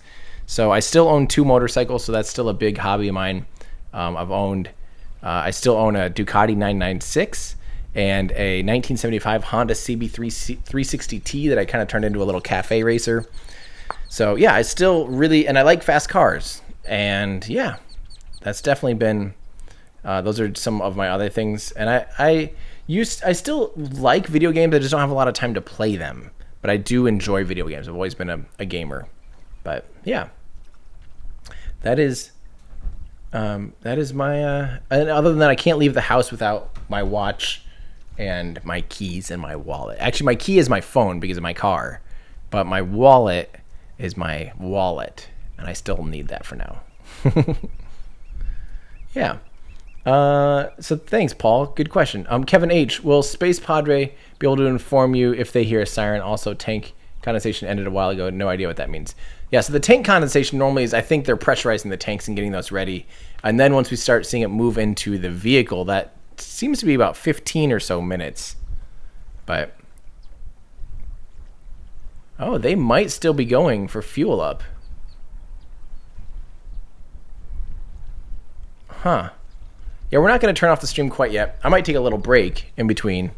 But I'll catch up with you guys, and then I'll definitely pop back in. So, just in case they do. Maybe they extended the road closure or something. Who knows? They're pretty tight with the police down there and the sheriff. So if they just want to be like, hey, just keep the road closed still, I think they kind of just say, okay. David, hey Tim, might be a little braggy, but just wanted to share my excitement. Today I officially became an aerospace engineer. Whoa! Going to be starting at Boeing in a couple weeks, and feeling the feeling relief is overwhelming. No, that is fantastic, David. Thank you for working your butt off to get a career, not only a degree, but a career already in the aerospace industry. Everyone say huge congratulations to David. We need some frankly, Boeing needs some good fresh blood that's excited, that's going to help get that company back on track, and being the awesome space company that built the space shuttle, helped build the space shuttle, that built the X-37B. I mean, look at that thing. That thing just launched today. That's been an awesome, awesome vehicle. So Boeing still does really cool things in space. They've just needed a good fire under their butt. So I'm excited to see. I'm hoping that you're out there, fresh, ready to work, do some awesome stuff, and help make Boeing an awesome company. They're still a great company. Just make them get their butt back on track, because they need some of that. We want to see that Starliner go completely successfully. Like, that's the whole point of all this. We want Starliner to work because we need it to work, because that is going to be flying humans to space. So that's an incredibly important thing. And SLS is going to be flying humans to the moon. That's incredibly important too. So Boeing is definitely doing some really, really big and exciting things. We just need them to get their act back together, which I think their new CEO seems to be doing some impressive stuff. So, and them reflying Starliner is a great, in my opinion. If they didn't do that, I would have been like, sorry, Boeing. I just would have really lost hope. But I think they're just doing the right thing. So, yeah, congrats, David. That is awesome. That is really, really cool. Taue, go banana, go. Is that going to be the new thing now? David Swenson, thank you so much. That's extremely nice. Thank you very much. And I really like the pear on a rocket. That is so me. Tiger Taller, why do EVA spacesuits have... and everyone, thank David for his very, very generous donation. That is awesome. I really, really appreciate that, seriously. David Taller, why do EVA suits have individual pant legs? Can't they just have a less complex, rigid barrel thing for the lower body? You mean like if they're doing spacewalks? That is actually something that people have asked. Why aren't spacewalks a thing where, like, yeah, you just have arms basically, and there you just are. The problem is you're not always going to be connected to. That is a pretty good question. I don't know. There's still times that I think you need to kind of use your feet for things, and probably portions of balance. Especially in space, you can only really move if there's no gravity acting upon you, against a force. Like you're sitting in a chair, you can blah, blah, blah. But in space, you need to be able to probably spread your legs and do things like this in order to offset balance. So that might have something to do with it. But if you're attached to the Canadarm or the Canadarm, yeah, you could just be in a upper suit only type of thing. But Yeah, that's a good question. So we didn't. They might be going for static fire today, guys. They might. They very well might be going for a static fire. Yeah, good question though. Tiger Taller. It's Snoopy22. Please pronounce XAA12 Musk. There you go. I don't know. It's actually the AE is Ash, so maybe it's Xash A12 Musk. Xash A12 Musk. No big deal. I don't know. I'm guessing the legal name and the public name are going to be slightly different, just for some. Yeah. Who knows? In our Discord, own high or whatever, it says, don't do bikes. I've done too much damage on push bikes to ever consider motorbikes to be a safe op. Hey man, wait, don't do bikes. I've done bikes for almost 20 years now. Like, I've done a lot of motorcycles, so you can't tell me what to do, Dad. Actually, my dad also owned a motorcycle before I was born, and now my parents are huge cyclists. So two wheels is in the Dodd family gene, I guess. Adam, love your videos. Which variant of thank you. And by the way, thanks. It's Snoopy22. Love your videos. Which variant of Starship will be their first focus? Crew, cargo, tanker, or moon? So at first it'll be just prototype. Like, it won't be anything functional. I don't think. It'll just be like, let's make it work, make sure reentry works and all that stuff. Then I think the next thing would probably be a cargo version that will have a totally openable nose cone thing. Because then they can start making money off Starship. And then they can work on tanker and start doing that, and then crew. So they won't want to even worry about crew, at least not an orbital crew. Like the here's my guess. It'll go cargo with the alligator mouth into once they get that figured out, they'll probably start working on tankers. Once they know the tanker stuff works out and the in-fuel transfer works out okay, then I think they'll work on and get ready to do the lunar lander version, because that will be kind of bespoke. It'll be a little different, the one for the human lander system. So think about how many they do have to have ready. So yeah, then they'll do that, and then eventually a full-blown like orbital crew one that goes through ascent and re-entry using just Starship. I think that'll be the last one, personally, because I think there'll be a while before crew does not ever ride on Starship through ascent and re-entry, because those are definitely the riskiest portions of flight. And for a while, at least NASA will want them to ride on a more traditional vehicle, like a crew capsule or something. Yeah. So that's a good question, but that'd be my guess there. AR audio reactions for gravity. What if you could make a ceiling which shoots particles to the ground, which pushes you down? You mean like wind? Why don't you just make wind? Even with a lot of you don't want to be blasted with wind, and that takes a lot of energy to run airflow like that. Otherwise, if it's enough force from these particles, you'll be like blasted with particles constantly just to feel some force. I just don't think it's the right way to do that. But yeah, that's I have never thought about that, but I just don't think that's the right way to do it. Ben H, moving Starship to the Cape. Could SpaceX just fly this to the Cape in preparation for an orbital flight? The upper stage, they could land at the Cape once they have landing figured out and all that stuff. The booster stage, they'll want to build that at Cape Canaveral, because they will not fly a suborbital launch like that over Florida and overpopulated areas. So it would have to be something where it's safe to go into orbit, where you're on a safe orbital path. Once you're in orbit, you're overshooting. When the space shuttle would land at Cape Canaveral, it was overshooting, so that if it broke up, it hopefully, although it didn't end up happening that way, when it broke up over Texas, it ended up, falling on Texas and like 4 states in the area. But in general, you're overshooting your landing and then relying on the aerodynamic drag and stuff like that to slow you down and put you on your target, so that if you would miss, you'd kind of go over the ocean and land in the ocean, and not land in in Orlando. But it will eventually. I think they're going to build a factory, once they know how this factory works. This is all just a playground. Boca Chica is SpaceX's playground. They're learning how to. The building of the Starship, or the actual Starship vehicle, is not as important to them as learning how to build it, because you can't bring the scale and the cost down of building something like this unless you can build them really efficiently and quickly. So once they figure it out here in Boca Chica and have the kind of the product line and how you do that solved, they'll just copy and iterate on that and build that same thing at Cape Canaveral. So yeah. Fuba44, solar panels to only one side. I heard that's bad. Hey, you're exactly right. Solar panels on one side can be a bad thing, but a lot of vehicles are asymmetrical. You just have to take into account the solar panels on one side of the Mars Climate Orbiter was only a problem because if they had done those desaturation burns, 180 degrees from each other, it would have been no problem because it would have offset it constantly. And it was only a problem because they didn't account for, or they had the problem with Newton seconds and pound force seconds.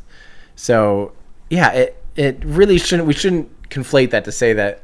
I know you're probably joking, but yeah, it's not really that big of a deal.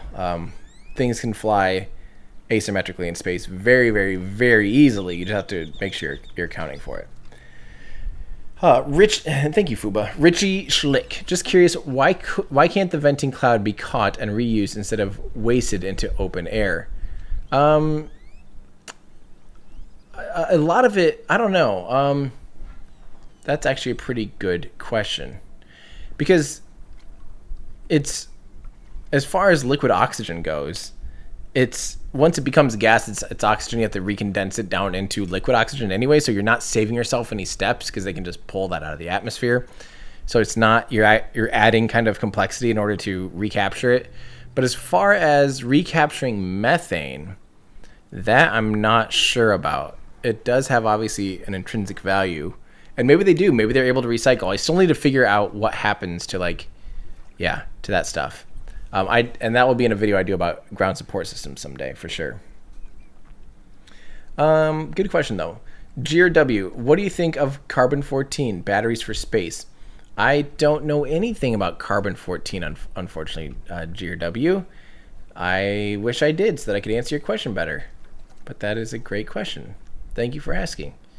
I'll see if I can figure that out.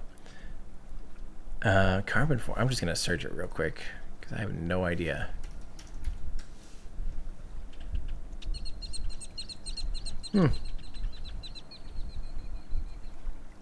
Carbon-14 battery. I have no idea. Carbon-14 diamond battery. The biggest problem with any advanced battery is always yes, we're always going to see headlines of brand new battery, blah, blah, blah. We talk about this all the time on Our Ludicrous Future. Yes, you have a battery. So what's what's it actually like to build that battery? How long can it last? All these other variables is why the breakthroughs in battery technology is never just some massive leap into the far future. It's these little iterative things, because to get to solid state batteries and things like that, there's so many other things we kind of have to check off. And yeah, so I don't know. Power in space isn't actually that hard of a thing to solve with solar panels. It's, especially when you're going to Mars, you get about 45.5% of your solar energy as you do on Earth. So it's not that bad. So you need a lot. You need twice as many solar panels to make up for the difference, basically. But if you are staying around Earth orbit, it's not a huge deal. And if you're getting closer to the sun, you need even less solar power. So yeah, I don't know enough about carbon-14 diamond batteries to really have a comment, but I don't think batteries is a big of an issue. F.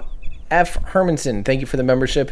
The Casual Spaceman, what do you think has happened to single weld hole that Elon commented on in the Starship presentation in September? This is now a single weld hole. He wasn't talking about a single weld on the entire thing. He was talking about a single weld per ring. And if you listen to the context, it's how each ring will just have a single weld down, to take it from a strip of metal into a ring.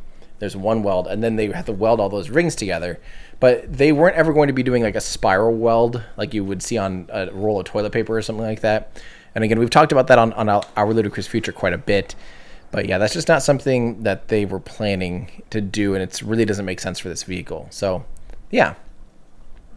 Tiger Lar again. Why do EVA suits have...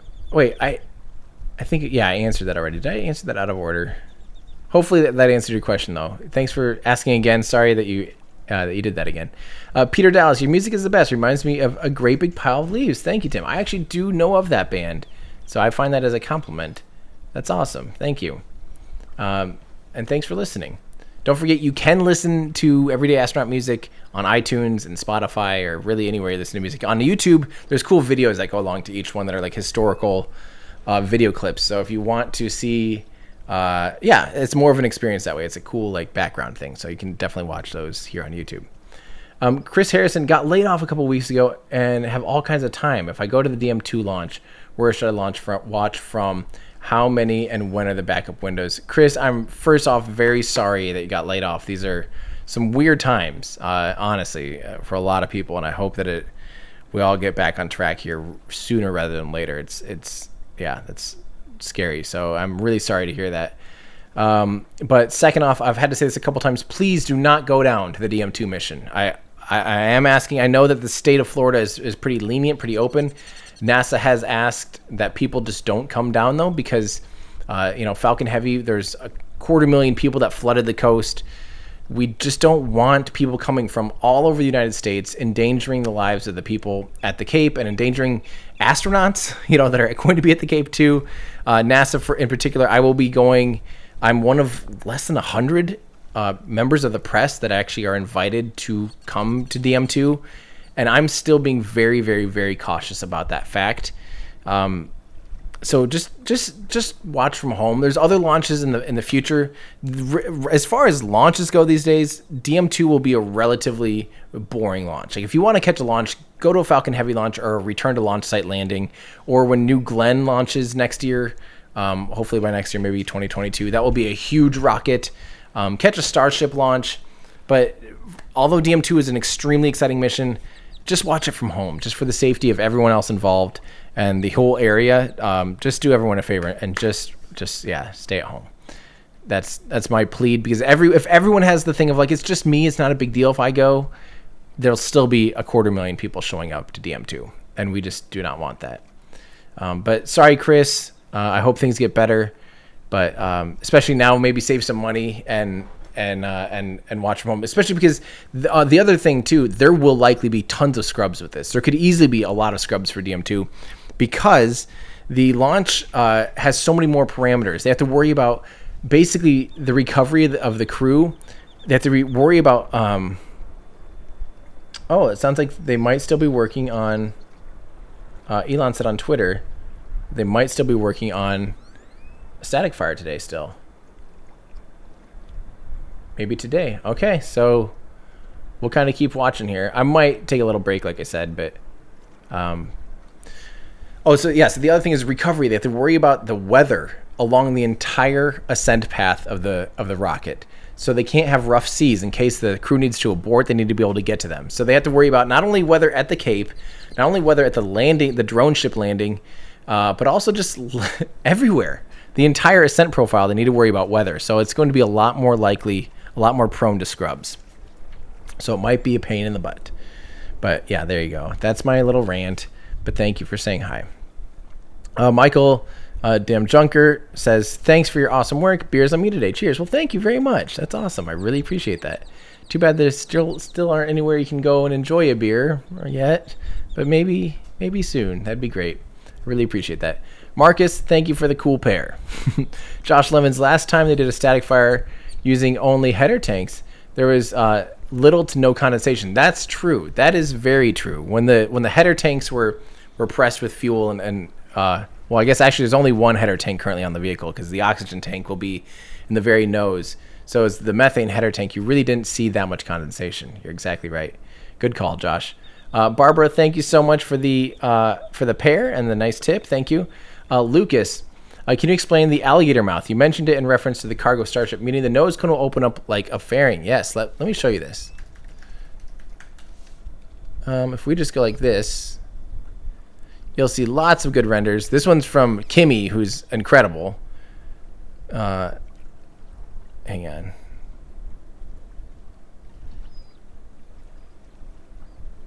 Where did that go? Hang on.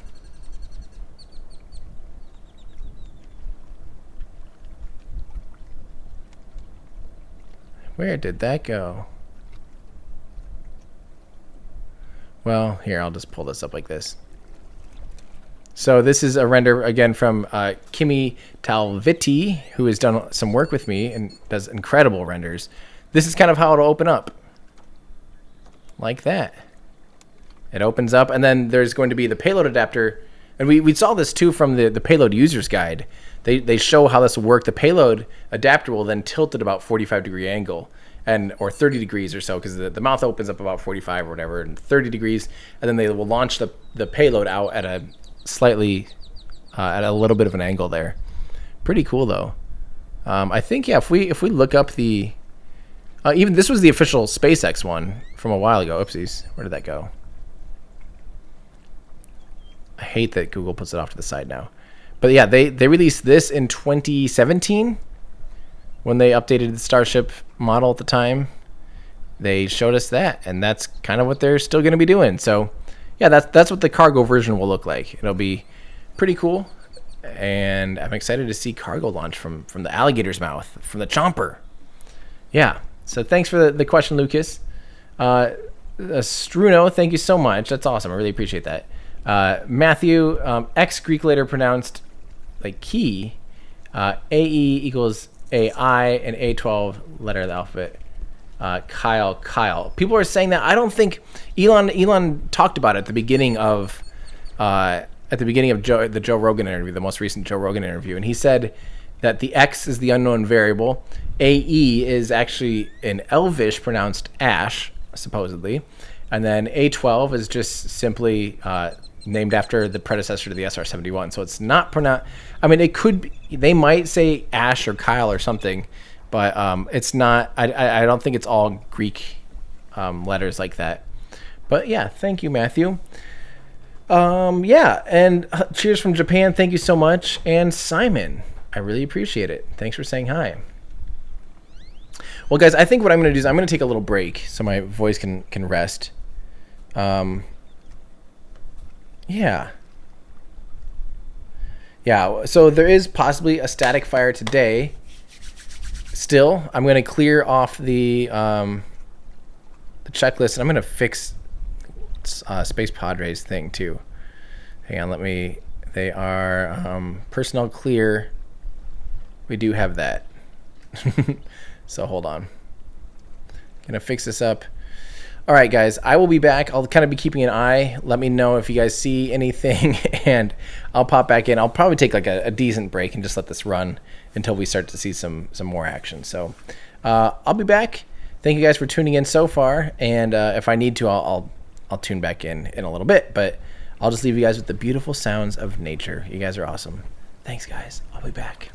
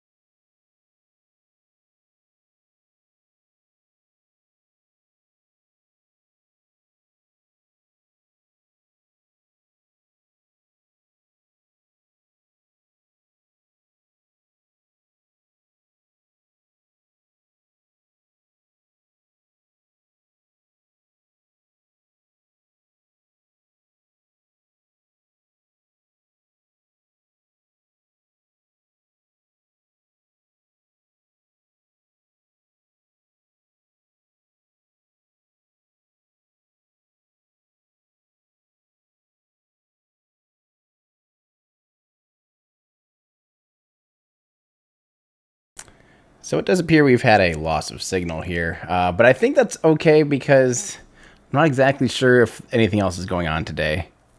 I'm double checking on my end here, if anything.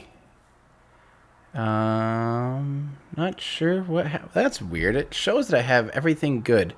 Give me 1 second here. I'm going to just cut the feed for half a second, and then I will come back and see if that fixed it.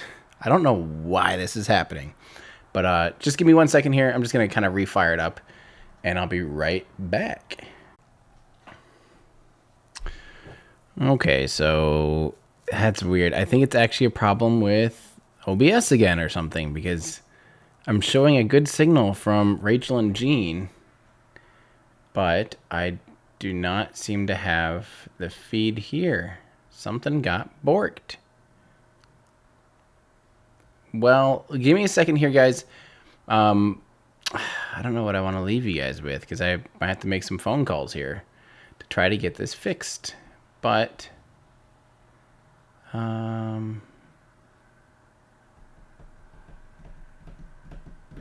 weird.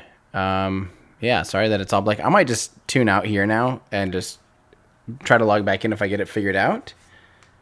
But it does seem like there are vehicles moving towards the pad. So if they do go for a static fire tonight, it'd likely be quite a bit later. But I don't know if they can, because they don't have the road closure. So maybe Elon just earlier didn't know exactly what he's talking about. But who knows? So why don't I go ahead and just do a sign off here, and I'll try to figure out a few things and see if I can't get something working, or know whether or not it even matters if they are going to be trying again for tonight. So, all right, guys, thanks for watching, thanks for hanging out with me, and yeah, I think that's gonna do it for me. I'm Tim Dodd, the Everyday Astronaut, bringing space down to Earth for everyday people, and I'll be bringing you guys another stream in the near future. Hopefully, we'll see a static fire next. So, all right, bye, guys.